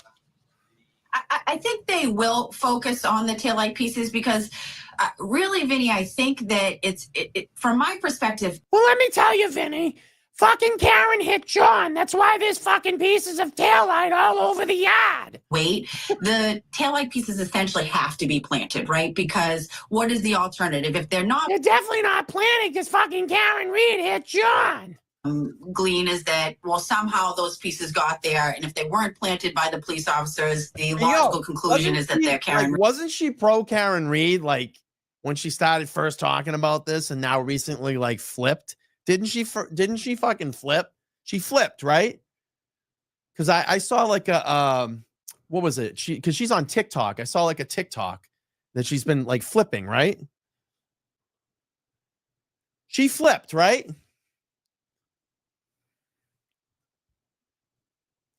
I could have swore. Yeah, she definitely flipped. She was like all gun-ho Karen Read, and then, oh, fucking Karen Read fucking hit John. Yeah, she's a flipper. She's a flip-flopper. I love when Aiden says, these bitches be crazy, and I'm going to tell you right now, they don't get the fucking attention from Karen. They don't get the attention they want in the Free Karen Read movement. They want to be me. You fucking 3 months, they're going to flip. He's going to be like, fucking Karen Read hit John. It happens every time. It does. It does. I love that. And he's like, don't worry. In 6 months, they're going to say fucking Karen hit John and killed him. Reed. So the defense's job is to be able to put together a timeline in which it's theoretically possible that whether it's Michael Proctor that they're accusing or some other party, that at least there is the possibility that those pieces could be planted. Because if they can't raise that sort of question of whether those pieces actually got there via Karen Reed's vehicle or not, it's really the crux of the case, I think. All right, Catherine Loftus, Rick Brundy, you're going to stay with us. Up next, what do the driveway videos reveal? That fucking Karen hit John's fucking car right there. I mean, you can see it. All right,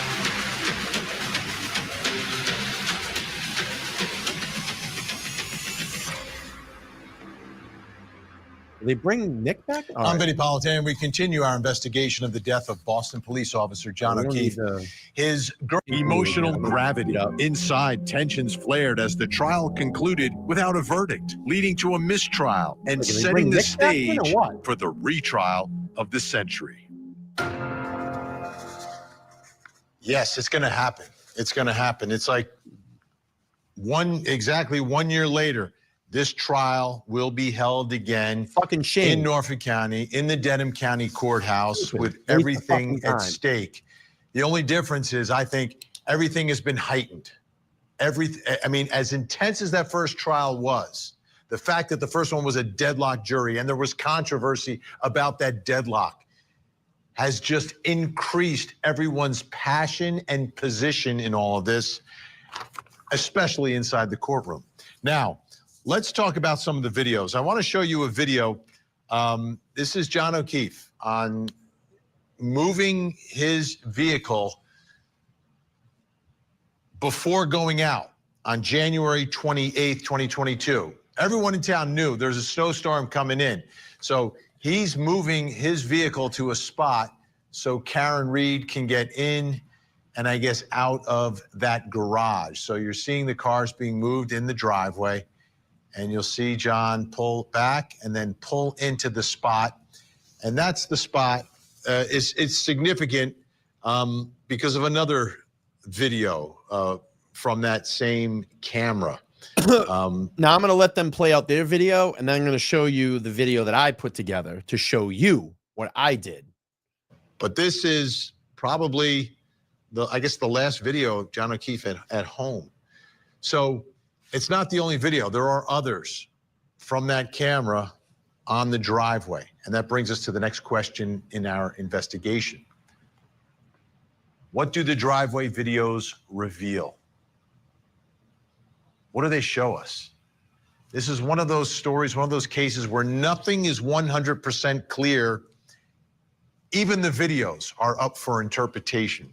So let's bring in our guests with us. Karen Reed supporter, creator of the Justice for Officer John O'Keefe, and Karen Reed Facebook page, Nick Rocco, and YouTuber and author of the book Storm of Suspicion, The Karen Reed Trials, Kevin Lenahan. Okay, let me start with the one we always talk about, but it's significant. This is real quick, and I want to go to this video. So I have enhanced the video, and you're going to see it pull out, and you're going to see a split screen on this side. So you can see, bam, right there, her vehicle moves. I'm sorry, John's vehicle moves, and her vehicle lunges forward. Right there.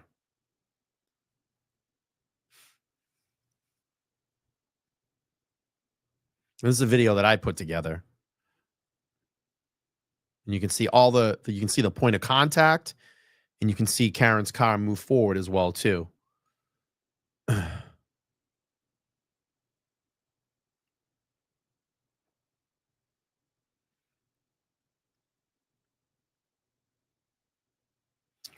No, this is a video that I put together way before court.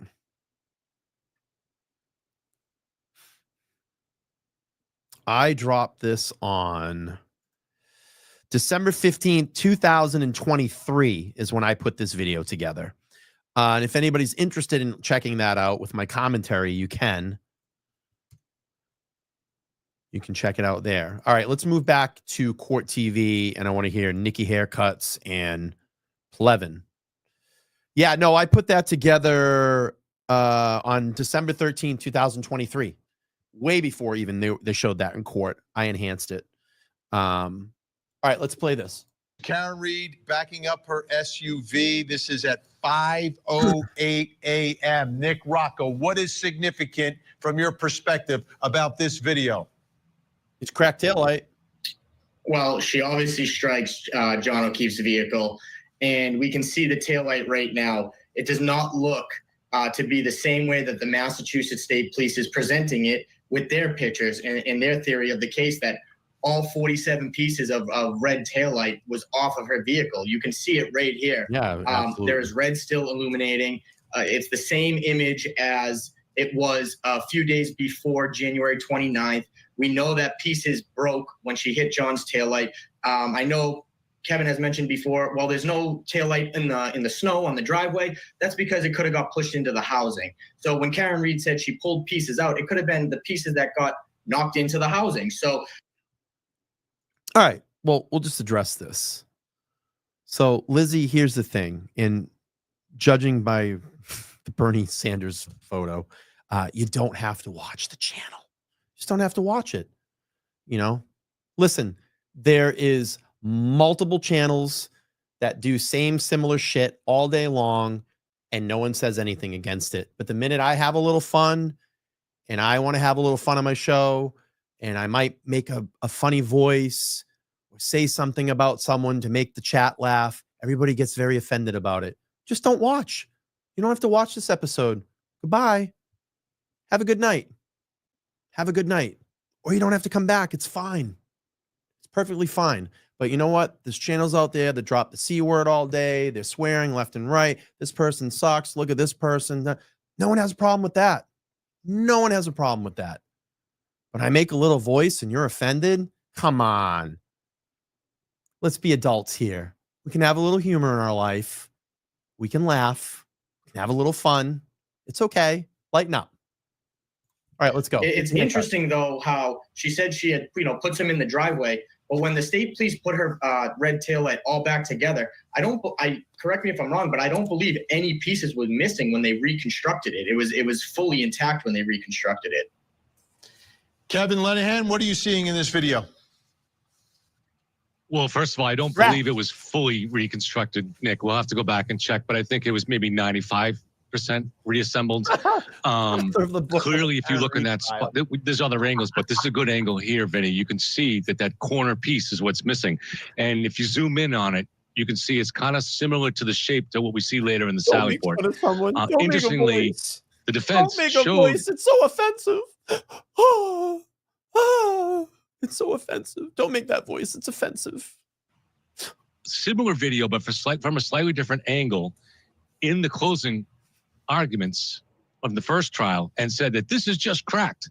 This is not missing pieces. But now Nick and everybody finally admits, okay, we were wrong. It was missing pieces. It just doesn't miss them in quite the same way that we saw before.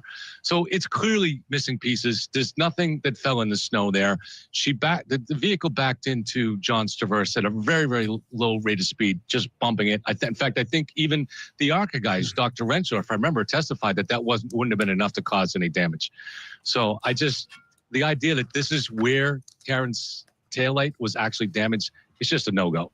Let's take a look at another video. This is from the driveway. Again, same camera.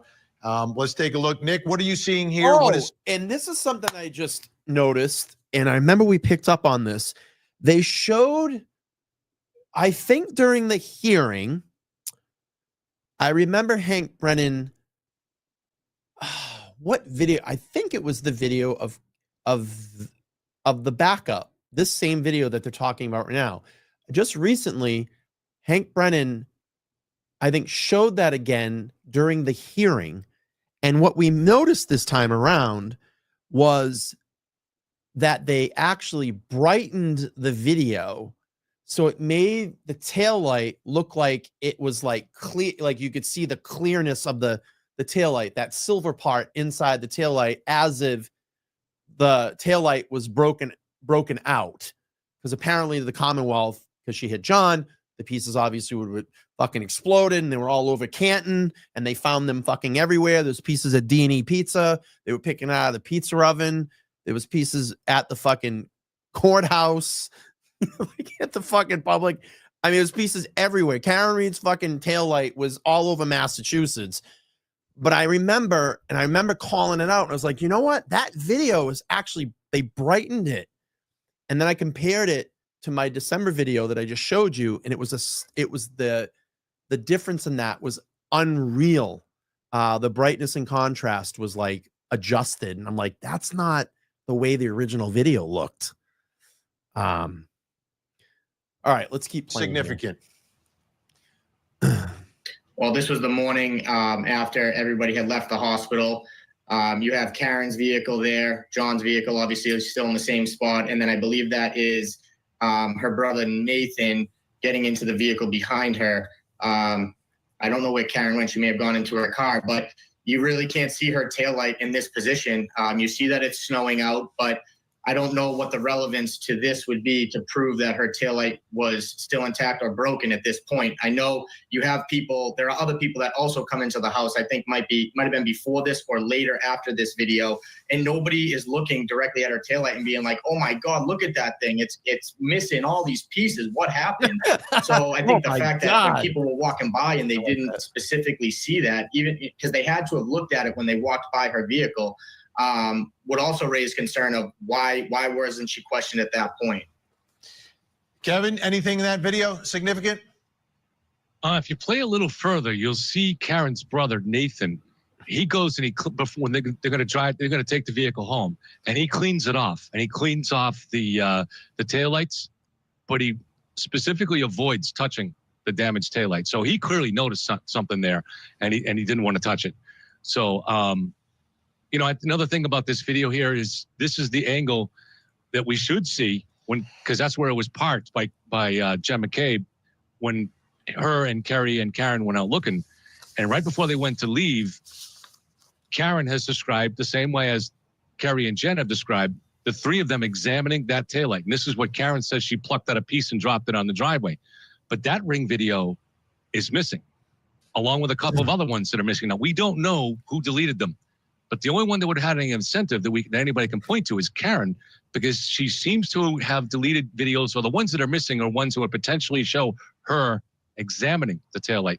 And especially the one of her getting home at around 5:36 in the morning. I'm sorry, 12:36, right after striking John. If that was that video is missing. So if that video showed her going out to look at that damage, then she would know at that time that she struck something and she took no action to try to help John. So that would be crucial for second degree. Let's take a listen to Sergeant Buchanan talking about the missing videos.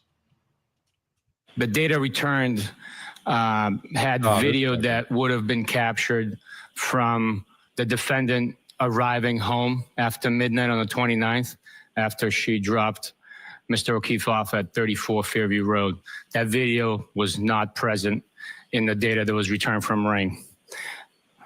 There was what, if any, other video in addition to that one was not present?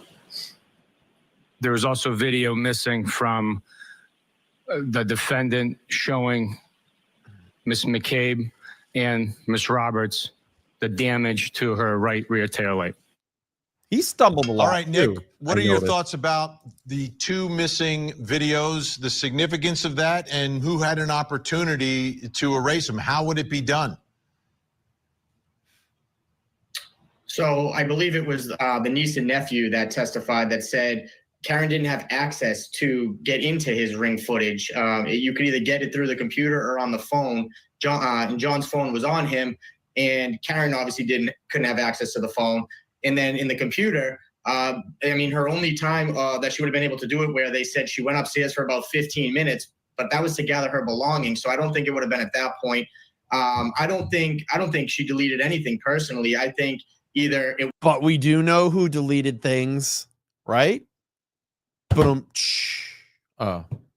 Wasn't captured, or potentially it got erased. But I mean, I believe there's a Ring person on the, I don't know if it's the defense's witness list or the Commonwealth's witness list, but there is going to be They somebody haven't from Ring that testified. testifies. So they're going to be the best ones to clear this up for everybody.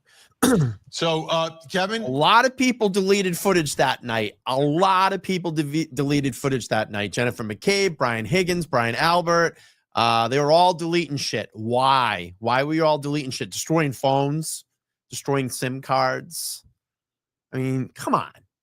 How are you on a jury and you don't kind of like go, okay, well, there's something going on here.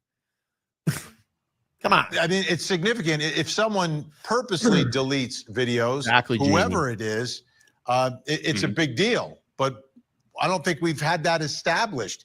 It just seems like some digital footprint should have been made. Right. Yeah, it's a mystery right now. Karen is the only one that we know of that would have any incentive to want to delete those, but that's not enough to prove that she did it.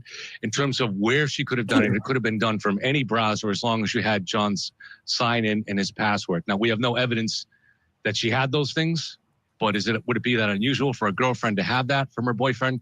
No, I don't think so, but we don't know. It's definitely not proved. The only thing we know is suspiciously those videos are missing, and it's hard to imagine why the state police would have had any incentive to want to delete those, but we understand why Karen would want to delete videos showing her examining the broken taillight.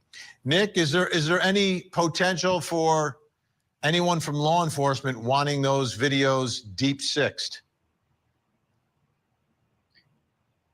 Well, I mean, the thing is even if she was showing Jen McCabe and Kerry Roberts her taillight, that would have been after the fact of her backing into John's vehicle. So the only thing that, if there was a video that was deleted that would be important would be her coming out, basically arriving back home from 34 Fairview Road with a broken taillight. Any crack or missing piece after that point, even if it was deleted, wouldn't really be relevant because we know that she cracked it from striking John's vehicle. So I don't know because I mean, Kerry testified about it and Jen did as well. And I believe Karen made a statement about it that she showed them her taillight was cracked. So why say that if you knew you deleted something? You know what I mean? That just doesn't make sense to me. If you're going to tell people that, oh yeah, I took a piece of taillight out, I showed Jenny was cracked or broken, why would she have deleted that? Anything like that. Nick Rocco, Kevin Lenahan, always great. Arrows cracked, not broken. To have your insight, our trial insiders. We'll speak again really, really soon, right? And really often. All right, I'm gonna cut out on the next segment. I want to go to another video. Nick actually sent me a video he wanted me to pull up. I'm gonna pull this up. Another court TV segment. I think Joe Flipperhead's photo was mentioned or brought up in this segment. So we'll play through this and then we're going to wrap it up here pretty soon. All right, let's go. He said at the 16-minute mark. Joining me, Massachusetts criminal defense attorney Joseph Krowski Jr. and Massachusetts trial attorney who served as special counsel to Johnny Depp in his defamation case, Wayne Dennison, also with us. Minutes on this one. All right, Joseph, I think this is an important question. Like, why is this a murder case? Sure, Nick? Well, in Massachusetts, and we would skip these guys. Okay. Yeah, I'm thinking, I don't know. Let's see. Here we go. Jury. Here we And go. It's the next question in our investigation. When was Karen Reed's tail light cracked? When was it cracked? And even the question isn't clear, like fully cracked, half cracked. It's tough. It's really tough to really nail down any fact in this case, which is a challenge for prosecutors ultimately because they have the burden. Joining me, Karen Reed supporter, creator of the Justice for Officer John O'Keefe and Karen Reed Facebook page, Nick Rocco, and the author of the book Storm of Suspicion, The Karen Reed Trial, Kevin Lenahan. Okay. This one is taking on a life of its own. Let's go back to that video I just showed. Nick, you look at that video. Let's go. What do you see in the backing up, and what do you see in the car pulling away? Well, I see her hitting John's car, And actually, one of the only unbiased person to talk about her taillight that actually saw the taillight was Officer Barrows from the Dayton Police Department when he saw her vehicle in Dayton in the driveway of her parents, right? So he said there's a piece missing and it's not completely damaged. Now, during Yuri Buchanan's testimony, Adam Lally shows a picture or a video on the left-hand side of Karen Reed's vehicle before the night in question. When you look at all these pictures right here, they're the same as when she left John's driveway, other than a small piece missing. So how, when the Massachusetts State Police, how does it look like that when before she allegedly struck John O'Keefe and the morning after she struck John O'Keefe, they look the exact same. You cannot look at these pictures and tell me that they're different. The only difference is when the Mass State Police took custody of it, there's more taillight missing. Holy shit. This is a great rendering here, how this is all placed together, and then it's all blown up in stages so you can see it. This is crazy good. Defense, hello. Let's get this on a chalk and show it in front of a jury, right? Let's get this on a chalk and show it in front of a jury. It's a great photo. Let's take a listen, Kevin, to some of that testimony from two members of law enforcement about the tail light and what they saw and what they observed. We learned that the vehicle was registered to the defendant. And as you're going by this vehicle, what, if any, observations did you make of the vehicle as you were walking past it toward the home? Got him. I observed a damaged rear right tail light fixture on the vehicle from my vantage point. I also told Trooper Proctor to approach the vehicle closer and confirm what I was seeing, which he did. At some point, did you make any observations of the right rear part of that Lexus SUV? I did. And what, if anything, did you observe about that area of the vehicle? I saw that there was some damage to the right rear taillight. To my best ability and recollection, that taillight was not completely damaged. It was cracked and a piece was missing, but not completely damaged. Here you go. All right, Kevin. So when was Karen Reed's tail light cracked? I like Nick just went, he kind of stood up a little bit, straightened the shoulders and like, yeah, all right, Kevin, what you got now? Here we go. MG, I love this. Lies incoming. 3, 2, 1. Here we go. Fact. Well, I'll tell you who does say very authoritatively that the taillight was missing pieces. Karen Reed. Amazingly, in an interview with Boston Magazine reporter Gretchen Voss, in which all three of her attorneys were present, at least I don't know how many attorneys she has now, but the ones back then, she told Gretchen Voss a story about how at 5:45 in the morning, when she showed her taillight to Kerry Roberts and Jen McCabe. And they described the taillight the same way too. But Karen Reed vividly describes, and you're going to hear this audio in court, that the taillight was missing pieces. Bulbs were exposed. She was worried it would affect the functionality of her car. In fact, she said, and this is why she told the story, that she plucked a piece of taillight out at that moment and dropped it in the driveway. And that's why she told the story, because the state police searched that driveway days later. And so she was trying to make the case that they lied because they didn't find the piece that she dropped there. But of course, that driveway was snowblowed very heavy after 2 feet of snow had fallen. So that taillight probably went missing. But the taillight was clearly broken by so many different, Kerry Roberts testified that it was broken in missing pieces when she saw it at 5:30, 5:45. And she not only said that when she was shown a picture by Prosecutor Lally of the taillight later on the Sally report, she shows, yes, that's what I saw. And the defense chose not to question her. They didn't cross-examine her. So they've accepted her statement. So there's really no question that the taillight is missing pieces. And Officer Barrios there described it very accurately. If you look at that taillight, it's largely intact.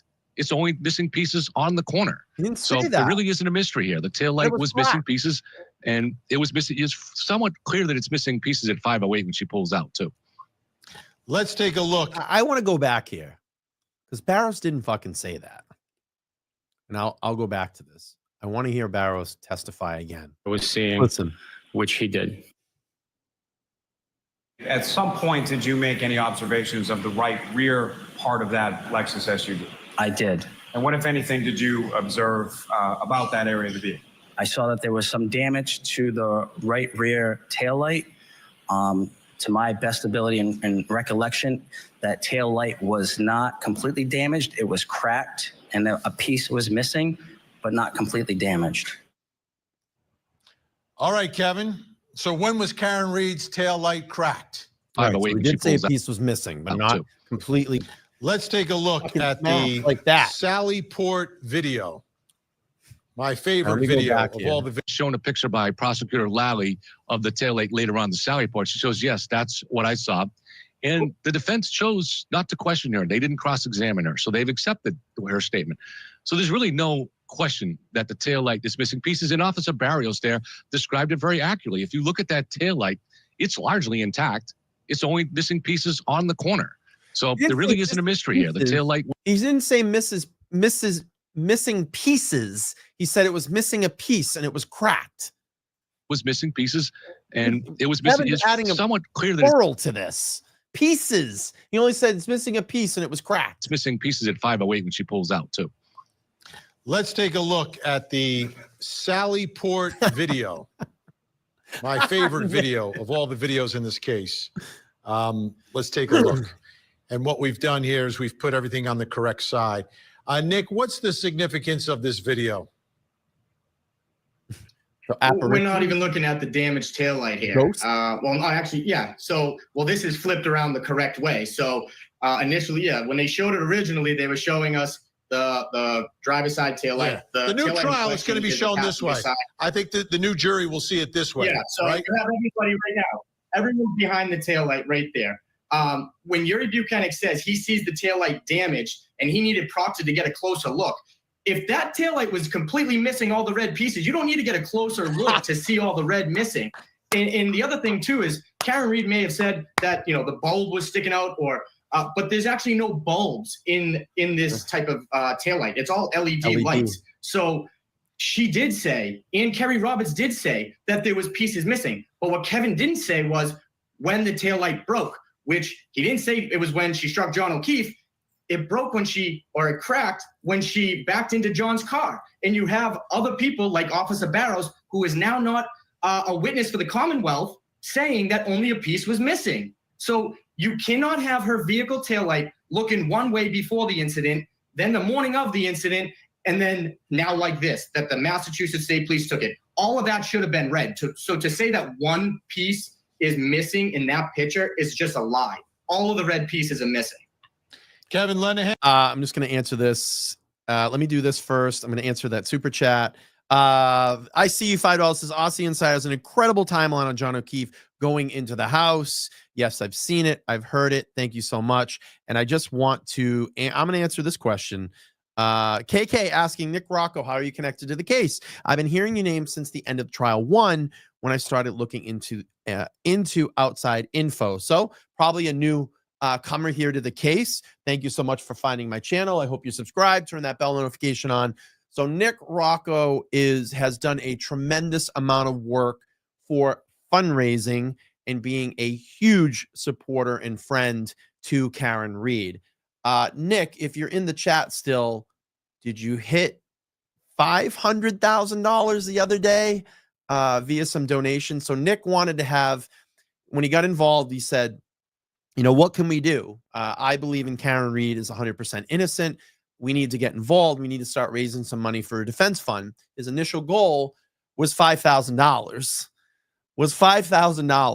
And Nick has fundraised, and he's a hell of a fundraiser and a hell of a friend to Karen, and a leader in this Free Karen Reed community. Has now raised over $500,000 in fundraising for Karen Reed. So I want to give Nick an applause on that one. Phenomenal job. He's always out there fighting and trying to help Karen in any way. So that's Nick's story, and I hope I got your story correct, Nick. And he's one of the admins and one of the coordinators and starters of the Justice for John O'Keefe Facebook page. And if you're not in that group, you need to. It's 60,000 strong in there. You need to get connected. All right, let's go. And your thoughts about the Sally Port video? Well, you know, it's just so many. What these people think it's unusual that the troopers are looking at the only part of the car that's damaged. It's just baffling to me why that would be mystifying to them. Of course, they're going to be looking at that. This is the murder weapon, right? So, you know, it's established by Karen's own words that the taillight is badly damaged and missing pieces at 5:45. It's also that's further corroborated by Kerry Roberts' testimony, which is not challenged. That's corroborated by Jen McCabe's testimony. You can see in the vehicle when it backs up into John's Traverse, it's like at 1 or 2 miles an hour, it barely nudges it. There's no way that did any damage. You don't see any pieces falling in the fresh snow there. So, you know, we don't have video of Karen striking John, but the taillight pieces are found in a debris field near where John was found. All over fucking Canton. We know let's just face it. They took those fucking taillight pieces and spread them everywhere. It's like fucking Hansel and Gretel. You know what I mean? They were fucking spread out around Canton to go back and find fucking 34 Fairview. I mean, let's be honest here. I mean, we found taillight pieces like 5 days after when supposedly this fucking taillight exploded from hitting John's arm after doing the pirouette. Seriously, it was like fucking Hansel and Gretel. Let's drop the breadcrumbs to get back to 34 Fairview. It's insane amount of fucking taillight that was busted and thrown up all over the place. What Karen's Lexus was all day. It was either parked in John's drivay under ring surveillance, confetti, or parked in her parents' house in Dighton under camera surveillance, or she was in it. So by the time the car got back to the Sally Port in Canton, the state police CERT team was already set up and starting to shovel out a tiny excavation area the size of about 2 parking spaces. And that's a 7-man CERT team. So there was no time in the timeline to tamper with that vehicle and bury. Oh, there wasn't time in that timeline, Kevin? And I'm going to call you out fucking right now. Karen Reed's vehicle picked up what? On the 29th, if I have that correctly? 29th. They bring it over, not to Mass State Police, not to their processing facility, where the CERT team can go in immediately and start processing this vehicle. Oh, let's drive past that. Let's go back to Canton. We'll put it inside that Sally Port. 3 fucking days. 3 fucking days. That car sat in the Sally Port. Her SUV sat in that Sally Port 3 fucking days before the CERT team got there to process it. Okay? You don't tell me that that's not enough time to fuck with everything on that SUV. You literally have the potential fucking murder weapon that killed a Boston police officer, and you're going to tell me that you're going to sit there for 3 fucking days and not process it? Please. Bullshit. Absolute bullshit. Plenty of time to fuck with things. So, you know, we don't have video of Karen striking John, but the taillight pieces are found in a debris. And I'll even go to this too. Sally Port video, fucking 45 minutes missing. We got apparitions popping up. Casper the Ghost is fucking flying around. I mean, it's literally like Minecraft fucking watching the video. It's all over the place. This is missing. People are fucking jumping. It's like Star Trek. Beam me up, Scotty. And they're fucking popping up over here in a corner. You don't tell me they're fucking with the vehicle? And we know what Karen's Lexus was all day. It was either parked in John's driveway under ring surveillance, or parked in her parents' house in Dighton under camera surveillance, or she was in it. So by the time the car got back to the Sally Port in Canton, the state police CERT team was already set up and starting to shovel out a tiny excavation area the size of about 2 parking spaces. And that's a 7-man CERT team. So there was no time in the timeline to tamper with that vehicle and bury those pieces. This is an easy case. 3 fucking days. Kevin Linehan, Nick Rocco, thank you as always for tonight. And pretty soon, all of us will be up there in Massachusetts, and we'll do this in person. Don't worry about it. We will do this in person. Thanks so much, guys. We've got more to get to, still to come. Let's talk about Michael Proctor, Trooper Michael. Yeah, does he plead the 5th? he plead the fifth this time around? All right, I got one more here before I'm going to wrap it up. Because unfortunately, I got a job that I got to go to in the morning. Listen, I appreciate everybody being here. Make sure to like, share, and subscribe. I'm getting so close to joining the 40,000 club. I'm going to go to the poll here, and let's end the poll right now. Let's take a look in the chat and see what our final statistic is here. Final statistic is, wow, I just asked, what will the Reed defense team lean more towards in trial 2.0? 81% of the people in the chat tonight are saying reasonable doubt. 18% are saying framed, and we had 1,200 people respond to the poll, and I appreciate everybody that did that. I got one more video to play, and it's a Plevin video. Oh, I love this video. Did you originally believe the interaction? We have Mazza Media and myself out at the courthouse. Was this courthouse or hearing? Let's see. When was this? August 9th, 2024. August 9th, 2024. I'm losing my timeline here. We were outside in front of the courthouse, and we asked Plevin a question about ARCA. Did you originally believe that she was innocent before you changed your mind? Is that Yes. true? Okay. Oh. Well, it's because I lean that way. Okay. You Okay. lean that Because- way. So Then he fell off the fence. So the evidence that came out was for me as far as was Turtle Boy's article on April 18th of 2023, right, last year. And in that first article, there were things that I thought were a little bit absurd, like the idea of 11 people in the house staying quiet, or the idea of putting someone to die out on your own lawn. Didn't really make sense to me. However, 227, I'm like, if that's true, then something happened, right? So I kept asking questions, but because I didn't know nothing about data back then, I'd never studied forensic data or anything like that. So I was like, it must be just true, right? But then we got to the first hearing, maybe in May or June, where Adam Lally said, no, the state disputes that. And we have our own independent expert that said there was no 227 search. So now for me, I'm like, all right, now it's 50-50. It's up in the air. I got to start digging harder into the evidence, which I did. And what I found was what seemed improbable before in terms of timelines, in terms of the opportunity to tamper with the vehicle and plant evidence, now became close to impossible. There just wasn't an opportunity to do it. The main pieces were found at 5:45 at the crime scene. There was a news truck there setting up for an hour. There was There was a CERT team from the state police. That was all at 5:45. I'm telling you, it's going to bring in a lot of super chats. The new breast implants are going to bring in the super chats. He was getting on me about fashion the other day. He was saying that my fashion was terrible. I'm like, dude, you wish you even knew a clue about fashion. All right, let's hear the context of this video, because this is fucking great. Earliest that I thought back then that the SUV could have been towed there, because we knew it left at 418, thanks to the images that Karen gave Turtle Boy. We knew that the earliest it could have got there. Let's see here. Eyes Among Rifter, $2 says thoughts on TB attack and video Jesus credibility. I ain't gonna get into it. That's his opinion. I just do my thing here, and I just support Karen and I support Aiden. That's it.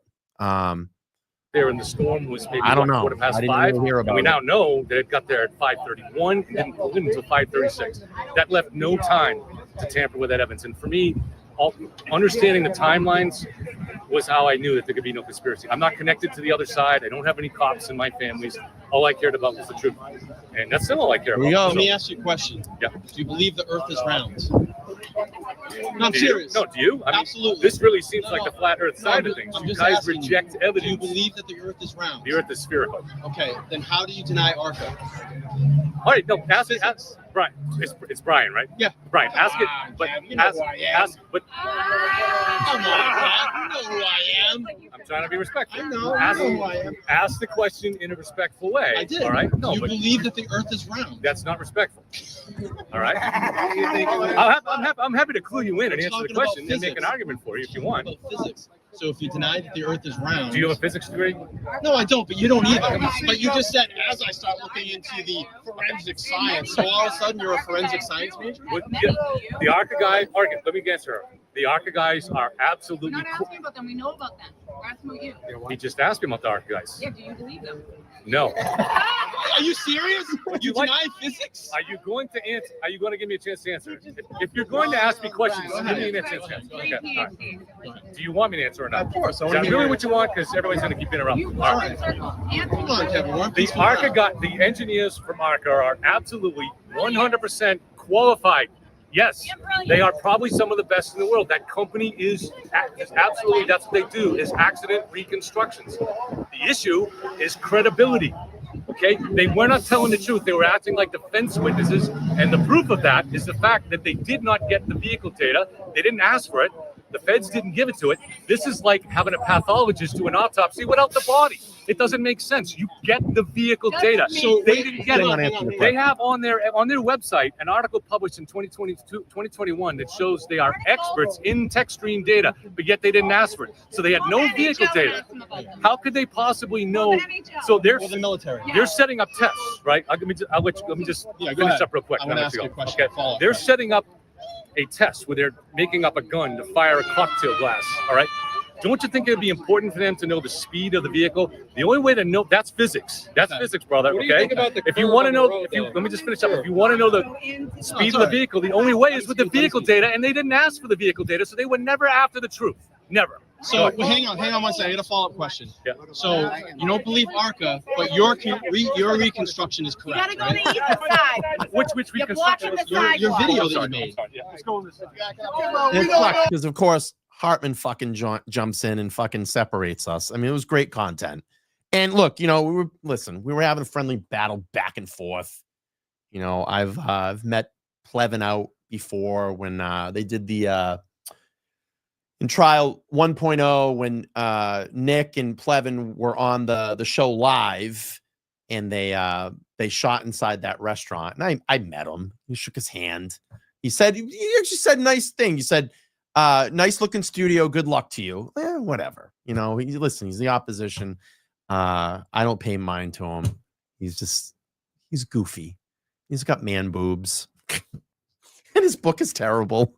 But anyway, listen, I want to appreciate everybody for watching this evening. If you haven't caught up on all my free Karen Read or Karen Read content, you can check it out on my channel. I have plenty of Idaho 4 content, which is a case that I'm going to be dipping back into come August. If it gets off the ground, I'm going to start doing some more lives and kind of melding that into my channel again.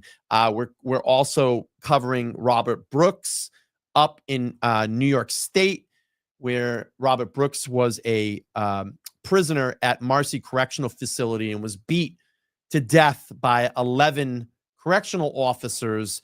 And these fucking dopes had body cameras on. They didn't activate them, but 4 of the cameras quietly activated and caught this murder on camera. They go back to court at the end of April. And I want to see how this is all going to play out. So we're going to continue to keep following that case as well. Obviously, Trooper Enrique Delgado Garcia. I do have something that I am cooking up here pretty soon once the weather gets a little bit nicer. And I'm going to be announcing that pretty soon. So I'm just logistically laying out everything that I'm going to be doing to raise some more awareness around Trooper Enrique Delgado Garcia and obviously Karen Read. I mean, that is our main focus here on the channel right now, freeing Karen Read, sticking by Karen Read, and doing everything that we can to help in that situation. So from what I'm hearing, they are back tomorrow for more jury selection. I don't know, because now of Good Friday, I heard some reports that if this happens over the next couple of days, it's looking like Tuesday and next week. I'm going to be live on Wednesday night with my good friend, retired Mass State Police Todd McGee, and Martin from Brother Counsel will be joining us as well for the first time here in LTL. And I'd love to hear his perspective on how the defense is going to come out of the gates this time around, how we're going to attack this evidence. And I think it's going to be a great conversation. So come join me on Wednesday night, 8 p.m. Eastern Standard Time, when we have those two gentlemen on to talk Karen Read. And I don't know, maybe the trial does kick off. it's kind of up in the air. Like, again, I heard some reports that it may not start until Tuesday of next week. I don't know. Monday is a holiday. A lot of people saying we have Good Friday. Isn't it Good Friday this week too? Don't we have Good Friday this week? And there's a Jewish holiday right now too, right? So that's all crazy. Crazy, crazy, crazy. I don't know. Sometimes everything goes too quick and it goes too fast. But yeah, there's tons of like holidays right now. So we'll see what happens. And then, of course, we'll be back this week. Super Sunday show. Can't wait for that. And I don't know. That's it. Yes, Good Friday. All right, everybody. I'm getting tired. I'm going to wrap this one up. Thank you all so much for being here. Let's look at the sub count. Let's see if we're getting close to 40,000 subscribers. We got a little ways to go still. We're at currently 39,662. That's going to leave us with a difference of 39,662, 40,338. That's all we need. Take out your fake accounts. I don't know, whatever. I'm just joking. Anyway, hopefully we hit that by the end of the week. That'll be a great celebration to do that. Again, I appreciate everybody checking out the support tonight monetarily. I appreciate that. My moderators, my awesome subscribers, my members, thank you so much for supporting this platform. I love all of you. I am ever so grateful to be here in your presence and doing this and helping in any way that I can do to help and free Karen Read. All right, everybody. I love you all so much. Please get some rest. I'll be back here on Wednesday night, 8 p.m. Eastern Standard Time, again with Todd McGee and Brother Counsel. All right. Take care, everybody. Have a good night. Peace.